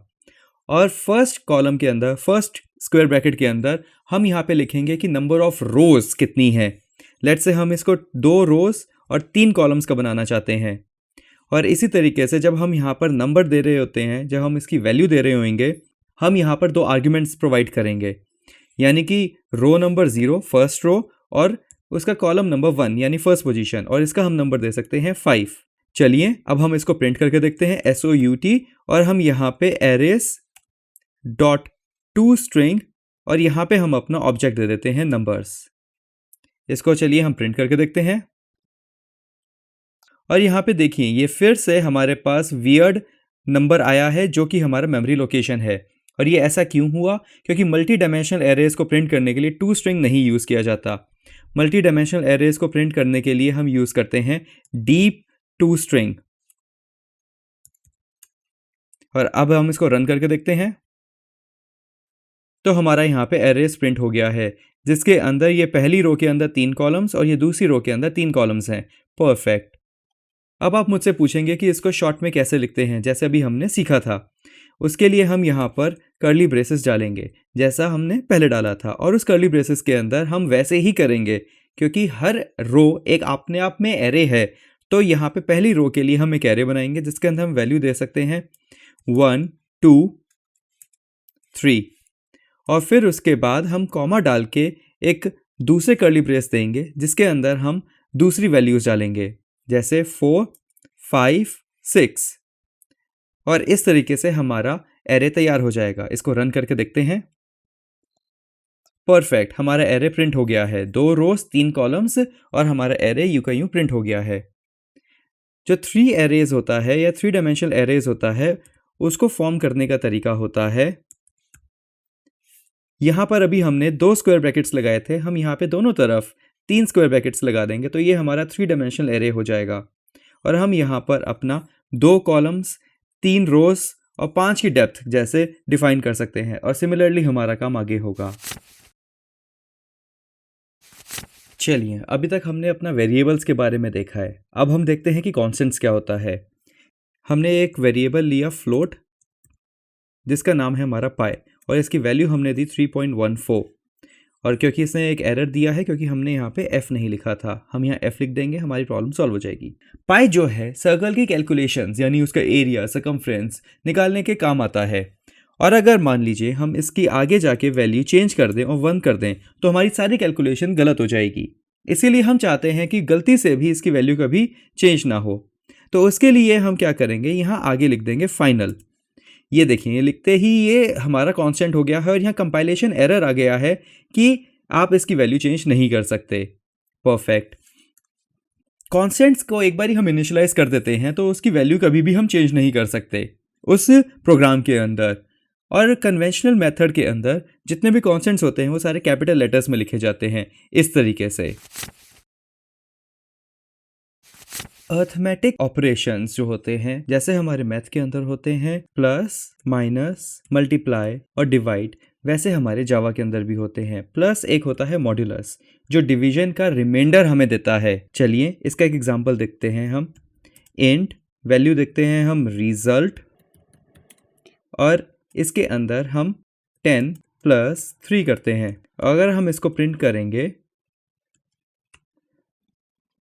हमारे पास आंसर आएगा 13 as usual, nothing great about it. और सिमिलरली हमारे पास होता है माइनस, मल्टीप्लाई और डिवाइड। डिवाइड जो होता है वो थोड़ा इंटरेस्टिंग है, चलिए देखते हैं कैसे। डिवीजन के बाद इसने आंसर हमें होल नंबर दिया है 3, ना कि फ्लोटिंग पॉइंट डेसिमल्स में नंबर दिया है। वो इसीलिए हुआ है क्योंकि by default Java whole number में इसको कन्वर्ट कर देता है। वो करने के लिए हमें इन नंबरों को डबल के अंदर कन्वर्ट करना होगा, जिसके लिए हम यहाँ पे ब्रैकेट्स डालेंगे और ब्रैकेट्स के अंदर हम यहाँ पे लिखेंगे डबल। इस चीज़ को कहते हैं कास्टिंग, यानी कि हम उसको स्पेसिफिकली बता रहे हैं कि ये जो है ये डबल टाइप है। जो डिफ़ॉल्ट है वो इसको इंटीजर मान रहा है, लेकिन हम उसको बोल रहे हैं कि आप इसको डबल माने। सिमिलरली हम यहाँ पे 3 के आगे भी लिख देंगे डबल। अब हमारे पास कंपाइलेशन एरर है क्योंकि राइट साइड में तो हमारे पास डबल है लेकिन लेफ्ट साइड में इंटीजर वैल्यू है और इंटीजर वैल्यू के अंदर हम डबल को स्टोर नहीं कर सकते, तो हम यहाँ पे भी डबल कर देते हैं। अब अगर हम इसको रन करके देखेंगे तो हमारे पास यहाँ पे फ्लोटिंग पॉइंट का डेसिमल में आंसर आएगा। परफेक्ट। जावा के अंदर अर्थमेटिक के अंदर इंक्रीमेंटल ऑपरेटर्स भी होते हैं।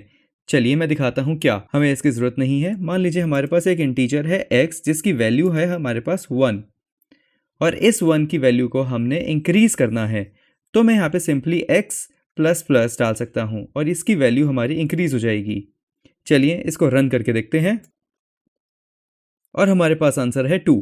इन्हें कहते हैं इंक्रीमेंटल ऑपरेटर्स और ये मैं इसको राइट साइड यानी कि पोस्टफिक्स या लेफ्ट साइड यानी प्रीफिक्स के तौर पे दे सकता हूँ और दोनों बिल्कुल सही होंगे। लेकिन अगर हम इसके साथ में असाइनमेंट भी कर रहे हैं तब इसका फ़र्क पड़ेगा। मैं बताता हूँ कैसे। हम एक और इंटीजर लेते हैं y और उसकी वैल्यू हम देते हैं x++ और हम यहाँ पर y को भी प्रिंट करके देखते हैं कि क्या हुआ। x हमारा 2 आया है और y हमारा 1 आया है। ये ऐसा इसलिए हुआ है क्योंकि लाइन 10 के अंदर y के अंदर जब हम x की वैल्यू पुट कर रहे हैं तो वो पहले x की वैल्यू को y में कॉपी कर रहा है, उसके बाद x की वैल्यू को 1 इंक्रीज कर रहा है। अगर मैं इसको ++ x करता हूँ तो हमारा पहले x को इंक्रीज किया जाएगा, उसके बाद y में वैल्यू कॉपी होएगी, तो x की वैल्यू भी 2 होएगी और y की वैल्यू भी 2 होएगी। देखते हैं, बिल्कुल वैसे ही जैसा हमने डिस्कस किया था। लेकिन अगर हमें x को 1 या 1 से ज़्यादा इंक्रीज करना हो तो कैसे करेंगे? उसके लिए हमें y की ज़रूरत नहीं है, तो हम इसको हटा देते हैं और हम यहाँ पे x = x+2 लिख सकते हैं, जिसके अंदर पहले x की वैल्यू को 2 से इंक्रीज किया जाएगा, फिर उसकी वैल्यू को x में कॉपी किया जाएगा। ठीक है, लेकिन इसका एक शॉर्ट मेथड भी होता है जिसको कहते हैं कंपाउंड इक्वेशन। मैं दिखाता हूं कैसे। हम इसको x + = 2 भी लिख सकते हैं। लाइन 11 एग्जैक्टली लाइन 10 की तरह ही है, वैसे ही काम करेगी, बस उससे दिखने में शॉर्ट है। और कंपाउंड एक्सप्रेशंस हमारे प्लस, माइनस, मल्टीप्लाई और डिवाइड सब में काम करता है। इसमें मैं आपको एक बात बताना चाहता हूँ कि जो वेरिएबल कोई वैल्यू प्रोड्यूस करते हैं, यानी कि इज इक्वल टू डाल के हम कुछ ऐसा लिखें जो कोई वैल्यू प्रोड्यूस करे, तो उसको हम एक्सप्रेशन कहते हैं। ये एक पॉइंट मैं आपको बताना चाह रहा था। चलिए आप मुझे बताइए कि इस एक्सप्रेशन का आंसर क्या होगा। एक्सप्रेशन है 10 + 3 × 2।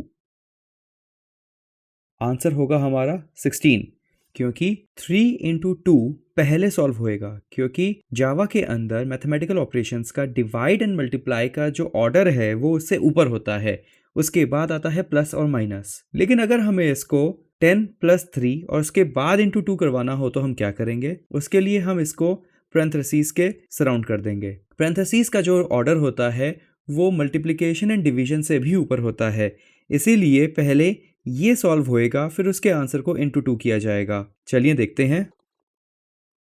26 हमारा आंसर है। ठीक है।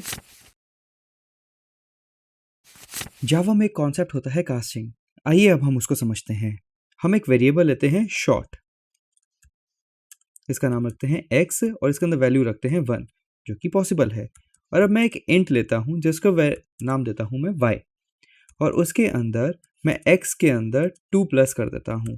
अब मैं इस y को प्रिंट करता हूं। रन करके देखेंगे तो हमारे पास आंसर आएगा 3, जैसा हमने इसको सोचा था। लेकिन सोचने वाली बात है कि ऐसा कैसे हुआ, क्योंकि हमने x को शॉर्ट दिया था, लेकिन हमारा जो वेरिएबल है वो इंट है, तो ये शॉर्ट इंट में कन्वर्ट कैसे हो गया? इसको कहते हैं इम्प्लिसिट कास्टिंग या ऑटोमेटिक कास्टिंग या फिर ऑटोमेटिक कन्वर्जन। और इसमें जो छोटा होता है उससे बड़े में ऑटोमेटिकली कन्वर्ट किया जा सकता है। हम ये जानते हैं कि शॉर्ट कितने बाइट्स का होता है? 2 बाइट्स का, और इंट 4 बाइट्स का। अब 2 बाइट की चीज 4 बाइट की स्पेस के अंदर डेफिनेटली बहुत आराम से स्टोर की जा सकती है, तो इसीलिए यहां पर हमारा इम्प्लिसिट कास्टिंग होता है, यानी बाइट का इम्प्लिसिट कास्ट हम शॉर्ट में कर सकते हैं, और शॉर्ट का इंट के अंदर और इंट का लॉन्ग के अंदर, बिना किसी प्रॉब्लम के। लेकिन हमारे को प्रॉब्लम तब आएगी जब हम यहाँ पे डबल का, जो कि हमारा डेसिमल पॉइंट होता है, उसको इंट में कास्ट करने की कोशिश करते हैं। अब वो कैसे हो सकता है? देखिए, इम्प्लिसिट कास्टिंग सिर्फ तब होती है जब जावा को ये लगता है कि हमारा कोई भी डाटा लॉस नहीं होगा किसी भी रूप में, किसी भी कंडीशन में। अभी यहाँ पे डेसिमल वैल्यू का लूज होना पॉसिबल है, इसीलिए इम्प्लिसिट कास्टिंग नहीं होगी। अब यहाँ पे हम एक्सप्लिसिट कास्टिंग कर सकते हैं। इसके लिए हम क्या करेंगे, जो हमारा वेरिएबल है उससे सामने पैरेंथेसिस के अंदर हम यहाँ पे लिख देंगे इंट। अब ये जो है ये एक्सप्लिसिट कास्टिंग हो गया है, यानी कि हम इसको एक्सप्रेसली बोल रहे हैं कि that we do not care, हमें कोई परवाह नहीं है हमारे डाटा के बारे में, वो थोड़ा बहुत लूज होता है, वी कैन हैंडल, तो इसको आप जबरदस्ती इंट में करें। अब मैं इसको रन करता हूं तो हमारा आंसर आता है 3। तो ये जो होता है ये होता है एक्सप्लिसिट कास्टिंग। अब सिमिलरली अगर मुझे इसका आंसर डबल में चाहिए तो मैं यहाँ पे डबल लिख सकता हूँ, और यहाँ पे हमें इंट की कोई टेंशन नहीं है, ये प्रॉपरली काम करेगा। तो इससे हम ये क्या समझ सकते हैं कि जो लॉन्ग होता है उससे ऊपर होता है फ्लोट और उसके ऊपर होता है डबल, यानी कि एक इंटीजर को हम लॉन्ग में स्टोर कर सकते हैं, एक लॉन्ग को फ्लोट में स्टोर कर सकते हैं, एक फ्लोट को डबल के अंदर स्टोर कर सकते हैं बिना किसी एरर के। यहाँ पे हमारा सारा का सारा इम्प्लिसिट कास्टिंग हो जाएगा, और एक्सप्लिसिट कास्टिंग का भी मैंने अभी आपको एग्जांपल दिखा दिया। और इसमें एक बात और नोटिस करने वाली है कि ये जितने भी कास्टिंग होती है, चाहे वो इम्प्लिसिट होती है या एक्सप्लिसिट होती है, ये सारी सेम टाइप के वेरिएबल्स में होती है। अभी हम सारा कुछ नंबर्स के अंदर कर रहे हैं, तो नंबर्स का दूसरे नंबर के अंदर हम इम्प्लिसिट या एक्सप्लिसिट कास्ट कर सकते हैं। लेकिन अगर मान लो ये जो x है ये हमारा स्ट्रिंग होता, तब क्या होता? लेट्स से हम इस स्ट्रिंग की वैल्यू से 1 लेते हैं अभी के लिए, तब ये कैसे होगा? हम उसको यहाँ पर कास्ट नहीं कर सकते, हम यहाँ पे इसको डबल लिख के नहीं कर सकते क्योंकि ये एरर देगा, क्योंकि कास्टिंग सेम टाइप के वेरिएबल्स के अंदर ही होती है। और इसको करने के लिए हमारे पास एक और क्लास होता है या एक ग्रुप ऑफ क्लासेस होता है, जैसे इंटीजर, जो कि हमारे .lang पैकेज में होता है, जो हमारा, याद करो, स्टार्टिंग में ऑटोमेटिकली लोड हो जाता है। और इसके अंदर एक मेथड होता है पार्स इंट का, और इसके अंदर हम अपने स्ट्रिंग की वैल्यू दे सकते हैं। इसके बाद ये एक्सप्लिसिटली हमारा स्ट्रिंग एक नंबर में कन्वर्ट हो जाएगा, और जिस तरीके से यहाँ पे इंटीजर है उसी तरीके से यहाँ पे शॉर्ट भी होता है, और उसका जो मेथड होता है वो होता है पार्स शॉर्ट, और सभी प्रकार के वेरिएबल्स के लिए एग्जिस्ट करता है, जैसे डबल। और आप ये नोटिस करेंगे इन सबके फर्स्ट लेटर कैपिटल हैं क्योंकि ये सारे क्लासेस हैं, और इसके अंदर हमारा होता है पार्स डबल। ठीक है, चलिए इसका एग्जांपल देखते हैं। मानते हैं हमारा स्ट्रिंग 1.1 का है और हमें इसे डबल में कास्ट करना है, तो हम यहाँ पे लिखेंगे डबल डॉट पार्स डबल, और यहाँ पे हम अपना वेरिएबल x डिफाइन कर देंगे, और देखिए बिल्कुल प्रॉपर्ली हो गया है। अगर मैं इस कमांड को रन करता हूं तो हमारे पास आंसर आता है 3.1, परफेक्ट, जैसा हमने सोचा था। अब आप मुझसे पूछेंगे कि ये हमें स्ट्रिंग को नंबर में क्यों कन्वर्ट करना होगा। ये बहुत ज़रूरी होता है। जब हम अपना कोई भी ऑनलाइन फॉर्म भरवा रहे होते हैं या कोई एप्लीकेशन फॉर्म हम भर रहे होते हैं, तो हमें लगभग हमेशा एक स्ट्रिंग वैल्यू मिलती है, और उसको स्टोर करने के लिए हमें उसको नंबर में कन्वर्ट करना पड़ता है। तो इसीलिए हमें एक स्ट्रिंग को नंबर में कन्वर्ट करना बेनिफिशियल रहता है। जावा में एक क्लास होती है मैथ, चलिए उसके बारे में जानें। मैथ क्लास java.lang पैकेज में होता है, इसलिए ये ऑटोमेटिकली कॉल होता है, हमें एक्सप्लिसिटली इंपोर्ट करने की ज़रूरत नहीं पड़ती। डॉट ऑपरेटर के बाद हम देख सकते हैं कि इसके अंदर बहुत सारे टाइप के मेथड्स हैं, जिसमें से एक मेथड है हमारा राउंड। राउंड मेथड, जैसा कि नाम बता रहा है, राउंड ऑफ करता है। फॉर एग्जांपल हम एक नंबर लेते हैं 1.1, और क्योंकि ये डबल नहीं फ्लोट है तो हम इसके आगे f लिख देते हैं। इसको हम एक इंटीजर जिसका नाम हम रखते हैं रिजल्ट, उसके अंदर इसको प्लेस कर देते हैं, और अब हम अपना ये जो रिजल्ट है इसको प्रिंट करते हैं, और हमारे पास आंसर आता है 1। जो राउंड ऑफ है वो 5 से नीचे की वैल्यू को उसका लोअर नंबर देता है और 5 से ऊपर की वैल्यू को अपर नंबर देता है। सिमिलरली एक और हमारा राउंड ऑफ टाइप होता है जिसका नाम होता है सील।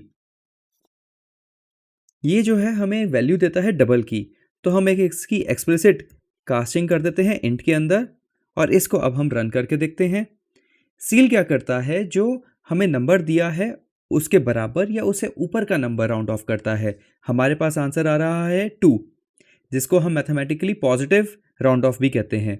अब ऐसे ही हमारे पास होता है फ्लोर, जो उस नंबर के बराबर या उससे छोटा राउंड ऑफ करता है, जिसको हम नेगेटिव राउंड ऑफ भी कहते हैं। यानी कि अगर 1.9 भी होगा तो उसका आंसर आएगा हमारा 1। मैथ के अंदर और भी मेथड्स होते हैं, जैसे मैक्स, जो हमें गिवन नंबर्स के अंदर मैक्सिमम वैल्यू देता है। फॉर इंस्टेंस हम नंबर लेते हैं 1 और 2, और अब हम रिजल्ट को प्रिंट करते हैं, तो ये जैसा हमने सोचा था आंसर देता है 2। अब सिमिलरली हमारे पास होता है मिन, बहुत स्ट्रेट फॉरवर्ड है, ये मिनिमम वैल्यू देता है। सिमिलरली हमारे पास मैथ में एक और मेथड होता है जिसका नाम होता है रैंडम, जो 0 और 1 के बीच में रैंडमली नंबर प्रोड्यूस करता है।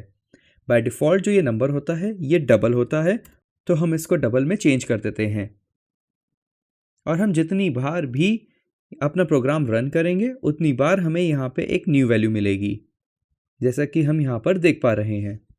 अब मान लो मुझे जो ये रैंडम नंबर है ये 0 और 1 के बीच में नहीं, 0 और 100 के बीच में चाहिए हो, तो मैं कैसे करूँगा? तो मैं इसको यहाँ पे सिंपली 100 से मल्टीप्लाई कर दूंगा। आइए चलिए देखते हैं। परफेक्ट। अब हम जितनी बार भी अपना कमांड रन करेंगे उतनी बार ये हमें रैंडम नंबर देगा 0 और 100 के बीच में। अब अगर मुझे जो ये फ्रैक्शन फिगर है ये ना चाहिए हो, सिर्फ होल नंबर चाहिए, तो उसके लिए मैं क्या करूँगा? उसके लिए मैं मैथ का राउंड ऑफ मेथड कॉल करता हूँ और इस एक्सप्रेशन को उसके अंदर कास्ट करता हूँ। अब मैं जितनी बार भी इसको रन करूँगा तो ये राउंड ऑफ हो जाएगा, और राउंड ऑफ होने के बाद ये हमारे को एक होल नंबर देगा।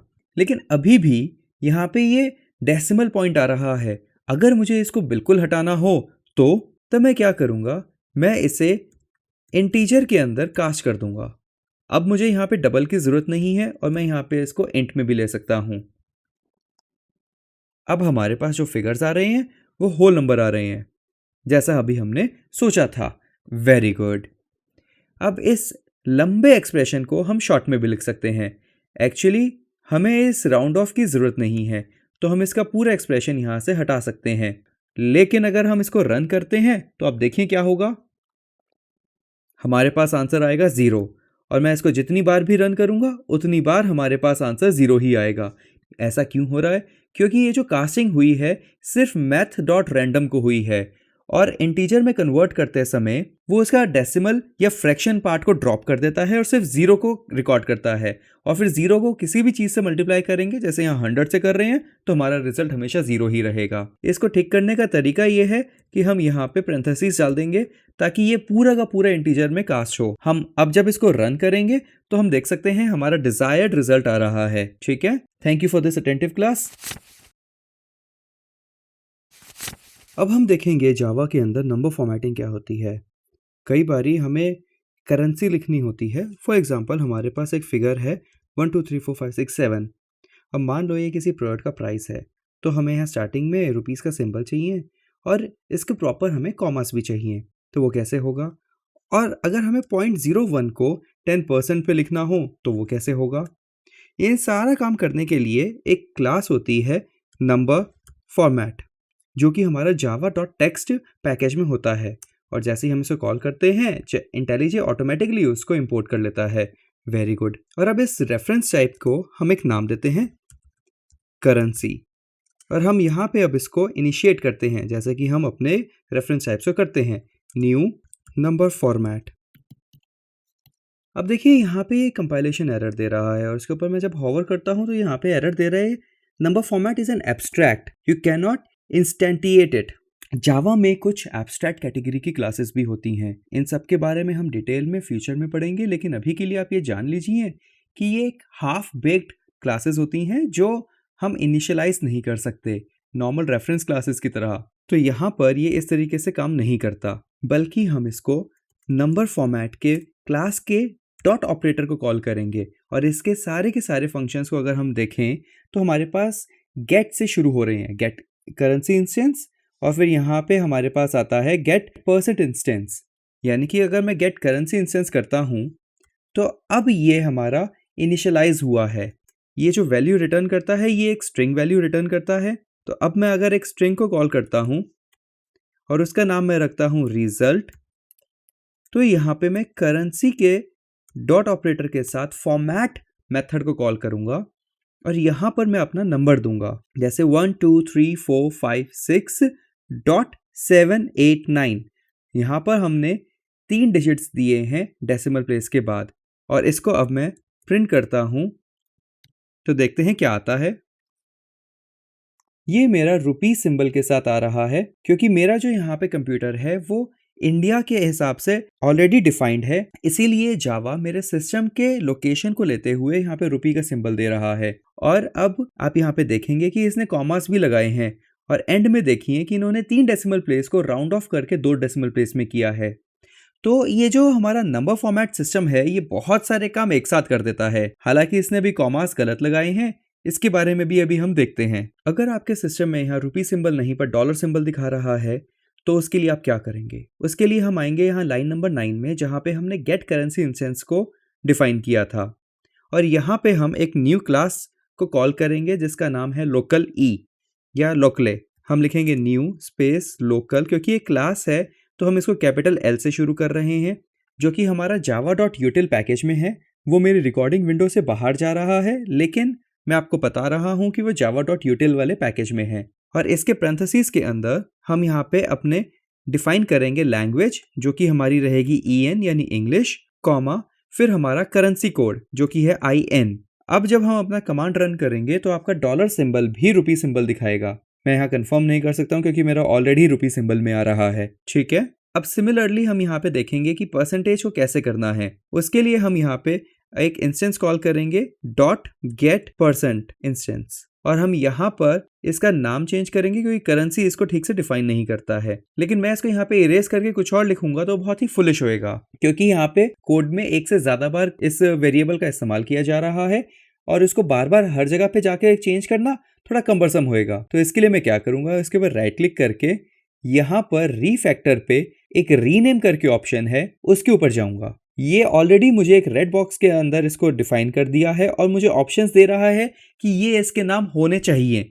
मैं चाहे तो इसके ये नाम यूज कर सकता हूँ या फिर इरेज करके अपना एक दूसरा नाम दे सकता हूँ।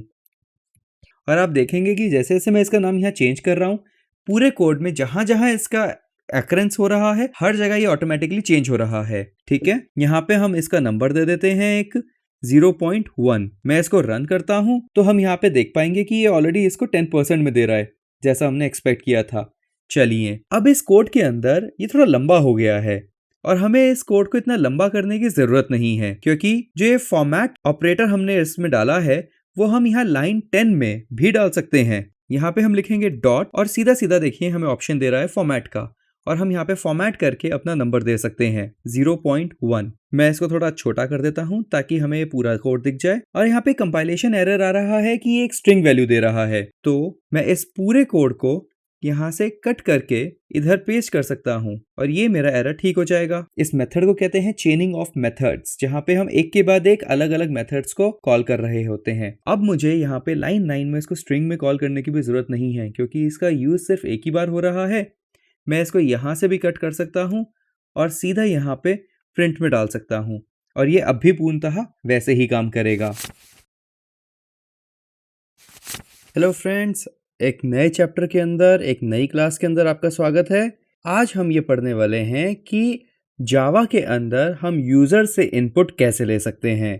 यूज़र से इनपुट लेने का तरीका है कि उनसे टर्मिनल पे हम कुछ भी इनपुट करवा सकते हैं। इसके लिए हम एक क्लास कॉल करेंगे जिसका नाम है स्कैनर, जो कि हमारा यूटिल पैकेज के अंदर होता है।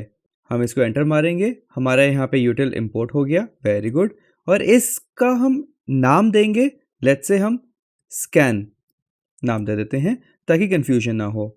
इज इक्वल्स टू न्यू, जैसे हमारा रेफरेंस का चलता था, and then scanner parenthesis.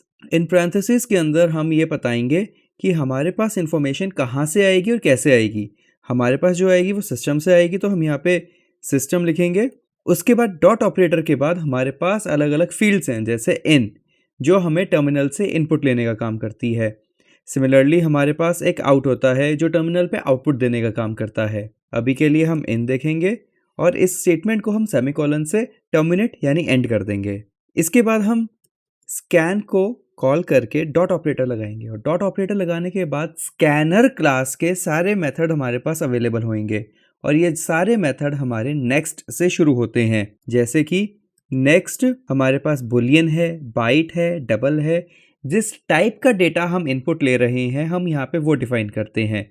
Let's say मेरे को किसी की एज लेनी है और मैं यहाँ पे नेक्स्ट बाइट ले लेता हूँ और इसको सेमीकोलन से टर्मिनेट कर देता हूँ। अब जो ये इनपुट आएगा मुझे किसी वेरिएबल में स्टोर करना है, तो मैं एक बाइट के अंदर एक वेरिएबल बनाता हूँ एज और उसके अंदर इसको स्टोर कर लेता हूँ। Very good. अब इसको हम आउटपुट निकाल कर देखते हैं, यानी कि प्रिंट करके देखते हैं, और यहाँ पर हम लिखते हैं योर एज इज, और फिर इसको हम कंकैटनेट करेंगे एज से, यानी हम इनको ज्वाइन कर देंगे। इस प्रोग्राम को रन करके देखते हैं और यहाँ पर हम अपनी एज लिखते हैं, लेट्स से 20। एंटर करते ही यहाँ पे हमारे पास लिखा आ गया योर एज इज 20। बहुत अच्छा, लेकिन ये थोड़ा बोरिंग लग रहा है। अगर हमारे पास यहाँ स्टार्टिंग में लिखा आए कि आपकी एज क्या है, तो मैं यहाँ पे लाइन 9 और 10 के बीच में एक और एंटर मारता हूँ और यहाँ पे मैं लिखता हूँ SOUT और इसके अंदर लिखता हूँ एज कोलन स्पेस, और इसके बाद मैं इसको रन करता हूँ तो यहाँ पे ऑलरेडी प्रिंट होके आता है योर एज। अब मैं यहाँ पे एंटर करके अपनी एज लिख सकता हूँ, लेकिन देखो ये एज हमारी नेक्स्ट लाइन में आ रही है, सेम लाइन में नहीं। ऐसा क्यों? क्योंकि जो हमने ये प्रिंट कमांड यूज़ किया था इसके एंड में हमने ln लिखा हुआ है। ln का मतलब होता है लाइन, ये न्यू लाइन दे देता है, यानी कि अपना कमांड पूरा करने के बाद नेक्स्ट लाइन पे अंदर आपका कर्सर छोड़ेगा। अगर मैं इसको रिमूव कर देता हूँ तो ये सेम लाइन में आएगा। मैं Ctrl R दबा के दोबारा रन करता हूँ। इंटेलिजे मुझे दिखा रहा है कि आपका अभी भी प्रोग्राम रन कर रहा है, क्योंकि हमने यहाँ पे एंटर नहीं दबाया था और ये एग्जिट नहीं हुआ है, इसलिए ऐसा डायलॉग बॉक्स आ रहा है। मैं इसको स्टॉप एंड रन का कमांड देता हूँ और ये यहाँ रीरन हो गया है। अब मैं जब यहाँ टाइप करता हूँ तो सेम लाइन में आएगा। एंटर करते हैं तो हमारे पास हमारा डिजायर्ड आउटपुट आ जाता है। Very good. अब अगर मैं इसको रन करता हूँ और यहाँ पर मैं एक बाइट देने के बजाय एक फ्लोट देता हूँ, यानी एक डेसिमल वैल्यू दे देता हूँ, लेट्स से 20.1, तो क्या होगा? तो जावा ने एक्सेप्शन दे दिया, यानी ये एरर दे के बंद हो गया है। ये इसीलिए हुआ है क्योंकि यहाँ पे इनपुट में हम बाइट ले रहे हैं।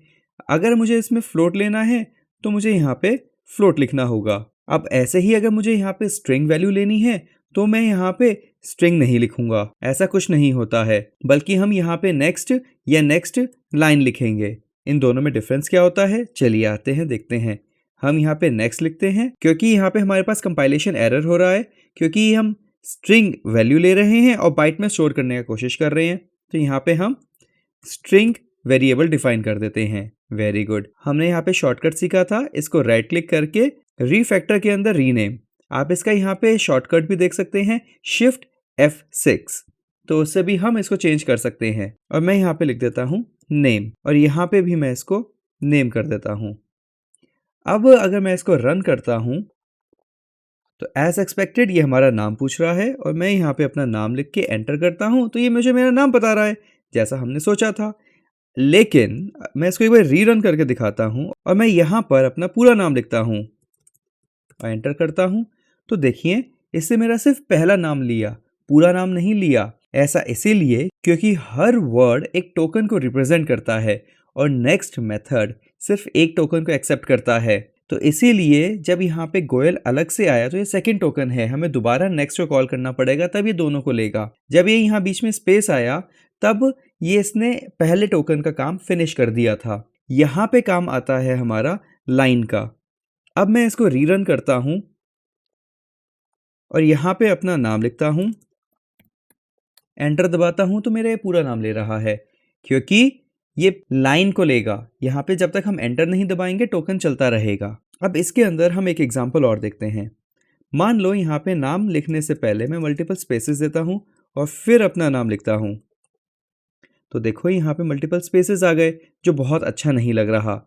इसका सोल्यूशन क्या होगा, याद करो हमने अपने स्ट्रिंग्स के चैप्टर के अंदर ये पढ़ा था कि हम स्ट्रिंग्स के मेथड को कॉल कर सकते हैं जिनमें एक मेथड होता है ट्रिम, जो आपके सेंटेंस के स्टार्टिंग और एंडिंग के एक्स्ट्रा स्पेसेस को डिलीट कर देता है। तो मैं यहाँ पे चेनिंग ऑफ मेथड करूंगा, यानी दोबारा डॉट ऑपरेटर लगा के स्ट्रिंग क्लास के ट्रिम मेथड को कॉल करूंगा।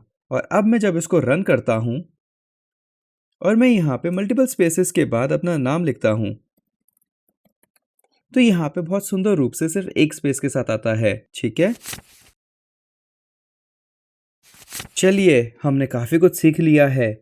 अब जावा की हम प्रैक्टिस करेंगे और मैं अब आपको एक चैलेंज देने वाला हूँ। हम एक इंस्टॉलमेंट कैलकुलेटर बनाएंगे जहाँ पे हम लोन का अमाउंट बताएंगे, रेट ऑफ इंटरेस्ट बताएंगे और टाइम पीरियड बताएंगे। और जावा से कंप्यूटेशन के बाद हमें पता चलेगा कि हमारा अगली इंस्टॉलमेंट कितना है। वो कुछ इस प्रकार काम करेगा। मान लो हमारा प्रिंसिपल अमाउंट 1 लाख रुपए है, एनुअल रेट ऑफ इंटरेस्ट 9% है और कितने टाइम के लिए ले रहा है, मान लो 10 साल के लिए ले रहा है। और ये है उसने हमें इंस्टॉलमेंट कैलकुलेट करके बता दिया कि 1266 रुपीज़ एंड 75 पैसे, 1266 रुपये और 75 पैसे का इंस्टॉलमेंट आएगा हमारा महीने का। ये आप शुरू करें उससे पहले मैं आपको कुछ हिंट दे देता हूँ। इसको कैलकुलेट करने का ये फॉर्मूला है, आई यानी इंस्टॉलमेंट निकालने के लिए हम पी यानी प्रिंसिपल को मल्टीप्लाई करते हैं इस इक्वेशन से। इस इक्वेशन के अंदर जो स्मॉल आर है वो है हमारा मंथली रेट ऑफ इंटरेस्ट, यानी कि ये जो 9 हमें दिख रहा है ये क्योंकि एनुअल है, इसको हमें 12 से डिवाइड करना होगा। प्लस ये रेट ऑफ इंटरेस्ट हमारा परसेंटेज में है, इसको हमें बिना परसेंटेज से कैलकुलेट करना होगा। मंथली रेट ऑफ इंटरेस्ट हमारा बिना परसेंटेज का होता है, तो इसे हमें 100 से भी डिवाइड करना है और इसका आंसर हमारा आएगा 0.0075। और इसके बाद हमें इस इक्वेशन के अंदर इसको कंप्यूट करना है। जो n है वो है नंबर ऑफ पेमेंट्स यानी नंबर ऑफ इंस्टॉलमेंट्स। हमारे पास यहाँ पे जो पीरियड है वो ईयर्स में है और हमें इसे मंथली इंस्टॉलमेंट में कैलकुलेट करना है, तो हमें इसे 12 से मल्टीप्लाई करना होगा। और इस पावर को कैलकुलेट करने के लिए हमारे पास मैथ क्लास के अंदर एक फंक्शन होता है पाव। आइए मैं दिखाता हूँ वो कैसे काम करता है। पाव का एक मेथड होता है जिसके अंदर हम दो वैल्यूज देते हैं, जो एक हमारा एक्सपोनेंट होता है और दूसरा पावर, और इसके बाद हम अपना रेस टू पावर का कैलकुलेशंस कर सकते हैं। अब मैं चाहूंगा कि आप 15 से 20 मिनट इसके ऊपर लगाएं, थोड़ा आप और गूगल करके सर्च करें और आपने अब देखें। ये इस चीज को एनकरेज करने के लिए है कि आप सिर्फ वीडियोस को ना देखें बल्कि एक्चुअली में कुछ सीखें, और कहीं पे भी कभी भी अटक जाएं तो आपको पता हो कि आपने अपना सोल्यूशन कैसे निकालना है। अब जब आप अपना काम कर लें तब आप वापस आके मेरा सोल्यूशन देखिएगा। तो आप सबने कैसा किया? देखिए, हर प्रोग्रामर अपने हिसाब से अलग कोड करता है, कोई भी सही या गलत नहीं होता। आइए अब मेरा सोल्यूशन देखते हैं। हो सकता है आपका थोड़ा अलग दिखता हो, पर उससे कोई फ़र्क नहीं पड़ता। आइए चलिए मेरा कोड देखते हैं, और हो सकता है मेरा कोड देख के आप कुछ नया सीख पाएँ। सबसे पहले मैंने दो कॉन्स्टेंट्स डिफाइन किए लाइन 10 एंड 11 के अंदर, जो मंथ इन अ ईयर और परसेंटेज को डिफाइन करता है। ये मैंने इसलिए किया क्योंकि कोई भूतिया फिगर्स मेरे कोड में कहीं ना आए। लेट्स से जहाँ पे मैं मंथली इंटरेस्ट कर रहा हूँ, मैं परसेंटेज के बजाय 100 कर सकता हूँ और मैं इसके बजाय 12 कर सकता हूँ। लेकिन कोई और इस कोड को पढ़ेगा तो उसको समझ में नहीं आएगा ये 100 क्या है, ये 12 क्या है। हम सबको पता है कि एक साल में 12 महीने होते हैं, लेकिन एक बार ही पढ़ते समय स्ट्राइक नहीं करता। और हो सकता है जब हम 2 महीने, 4 महीने, 6 महीने के बाद अपना कोड पढ़ने आए तब हम भी कंफ्यूज हो जाएं कि ये क्या चीज़ लिखी है। इसीलिए ये कन्फ्यूजन हटाने के लिए मैंने यहाँ पर कॉन्स्टेंट्स को डिफाइन किया है। इस डेफिनेशन के बाद मैंने स्कैनर कॉल किया है जिसके अंदर मैं इनपुट ले रहा हूँ, और यहाँ पर मैंने प्रिंसिपल और उसका इनपुट लिया। मैंने इनपुट इसका इंटीजर में लिया है। मैं शॉर्ट में इसलिए नहीं लिया क्योंकि शॉर्ट में मैक्सिमम 32,000 रुपये मैं लोन के तौर पे दिखा सकता हूँ, जो बहुत ही छोटा अमाउंट होता है। और लॉन्ग इसलिए नहीं लिया क्योंकि वो मुझे लगा कि बहुत बड़ा हो जाएगा। इंटीजर के अंदर मैं 2 बिलियन यानी 200 करोड़ तक का लोन दिखा सकता हूँ, तो मुझे लगा कि इतना सफिशिएंट होगा। इसके बाद रेट ऑफ इंटरेस्ट, जिसके इनपुट के लिए मैंने फ्लोट लिया। मैंने डबल नहीं लिया क्योंकि वो बहुत बड़ा हो जाता है, इतना लंबा हमारे को इंटरेस्ट रेट नहीं होता, इसलिए मैंने यहाँ पे फ्लोट लिया। और अब आप ये सब सोच रहे होंगे कि हमें इतना बाइट्स के ऊपर ध्यान देने की क्या ज़रूरत है, यहाँ पे 4 बाइट के 8 बाइट हो क्या फ़र्क पड़ता है। हमारे सिस्टम्स के अंदर तो जीबी के जीबी रैम्स होती हैं। इसका फ़र्क पड़ता है क्योंकि जब पूरा सॉफ्टवेयर एक साथ रन करना शुरू करता है तब ये सब क्लब होके बहुत ज़्यादा हो जाता है। और हमने देखा होगा कि कई सॉफ्टवेयर्स बहुत स्मूथ और आराम से चलते हैं, कम रैम लेते हैं। वो सब इसलिए होता है कि उनके प्रोग्रामर्स ने बहुत ही समझदारी के साथ कोडिंग करी है। आपने एक बात और नोटिस करी होगी कि मैंने अपने सारे वेरिएबल को सेल्फ एक्सप्लेनेटरी रखा है। यहाँ पे मैंने मंथली इंटरेस्ट को मंथली इंटरेस्ट प्रॉपर लिखा है। मैंने इसको MI या M1 या M2 ऐसा कुछ नहीं लिखा। मैंने इसको यहाँ पे प्रॉपर मंथली इंटरेस्ट रखा है ताकि कोई भी इसको पढ़े तो ये सेल्फ एक्सप्लेनेटरी रहे। फिर नेक्स्ट ईयर जब हम ईयर्स की बात कर रहे हैं, पीरियड की बात कर रहे हैं, तब मैंने उसको बाइट लिया क्योंकि मुझे नहीं लगा कि कोई 127 साल से ज़्यादा ऊपर का इसमें कोई पीरियड रखेगा। इसके बाद मैंने ईयर्स को मंथ के अंदर कन्वर्ट कर दिया, यानी नंबर ऑफ पेमेंट्स के अंदर कन्वर्ट कर दिया। अब इसमें आप नोटिस करेंगे तो मैंने प्रॉपर कैमल केसिंग का इस्तेमाल किया है, यानी कि हर वर्ड का पहला लेटर कैपिटल है सिवाय पहले वर्ड के। ये सारी इन्फॉर्मेशन कलेक्ट करने के बाद मैंने यहाँ पे अपना फॉर्मूला लगा दिया। पहले प्रिंसिपल को मल्टीप्लाई किया इस इक्वेशन के साथ और फिर डिवाइड किया इस इक्वेशन के साथ। ये देखने में थोड़ा कंफ्यूजिंग हो सकता है, लग रहा हो, पर बहुत आसान है। मैंने math.pow को लगाया, फिर इक्वेशन जो हमारी बेस में रहेगी 1 प्लस मंथली इंटरेस्ट, फिर कॉमा के बाद हमने इसका पावर दिया नंबर ऑफ पेमेंट्स का, और ये ऑटोमेटिकली इसको कैलकुलेट कर देगा। सेम हमने किया यहाँ पर अपने डिनोमिनेटर के लिए। ये करने के बाद फिर नंबर फॉर्मेटिंग और गेट करेंसी इंस्टेंस का मैंने मेथड यूज़ किया और इसको हमने करेंसी के अंदर फॉर्मेटिंग कर दी है। इसको मैं यहाँ पर ही लिख सकता था और एक लाइन बचा सकता था, लेकिन मुझे लगा कि ये लाइन बहुत लंबी हो जाएगी और कॉम्प्लिकेटेड हो सकता है, कोड की रीडेबिलिटी कम हो जाती। ये मेरा एक पर्सनल प्रेफरेंस था। आप चाहें तो इसको 2 लाइन में भी लिख सकते हैं, 1 लाइन में भी लिख सकते हैं, लेकिन अभी इस कोड के अंदर एक कमी है। मैं रन करके दिखाता हूं। यहाँ पर अगर मैंने XYZ लिख दिया तो ये हमें एक्सेप्शन दे देगा, यानी हमारा कोड एरर देके रुक जाएगा। या मैंने यहाँ पे नेगेटिव वैल्यू दे दी तो ये ठीक से काम नहीं करेगा, हमारा जो आंसर है वो हमारे डिजायर के अकॉर्डिंग नहीं आएगा। तो इन सारी चीज़ों से बचने के लिए हमें कंडीशनल फॉर्मेटिंग करनी होगी, जो अब हम आगे पढ़ेंगे। आई होप आपको ये सब करने में मजा आया और आपने बहुत कुछ सीखा है। हमारे साथ यहाँ तक जुड़े रहने के लिए बहुत बहुत धन्यवाद। अब हम आपसे अगली क्लास में मिलेंगे, जहाँ पे हम कंडीशनल फॉर्मेटिंग करेंगे और डेटा वैलिडेशन के ऊपर काम करेंगे, जहाँ पे यूजर्स वही डेटा डाल पाएगा जो हम चाहते हैं। अभी तक हमने अपने कोर्स के अंदर वेरिएबल्स एंड कॉन्स्टेंट सीखा, प्रिमिटिव एंड रेफरेंस टाइप सीखा। उसमें हमने सीखा कि रेफरेंस टाइप एक्चुअली में हमारा डेटा स्टोर नहीं करते, वैल्यू स्टोर नहीं करते, वो रैम का एड्रेस स्टोर करते हैं, इसीलिए उनको रेफरेंस टाइप कहता है। फिर हमने सीखा कास्टिंग क्या होती है, इम्प्लिसिट एंड एक्सप्लिसिट कास्टिंग के बारे में पढ़ा। इसके अलावा हमने नंबर, स्ट्रिंग्स एंड एरेज का पढ़ा और उसके बाद फाइनली हमने यूज़र से इनपुट लेना सीखा। आई होप आपको मज़ा आ रहा है और हमने अभी तक बहुत कुछ सीखा है। अब हम आगे देखेंगे कि हम कंडीशनल फॉर्मेटिंग कैसे कर सकते हैं और अपने कोड का एक प्रॉपर फ्लो कैसे मेंटेन कर सकते हैं।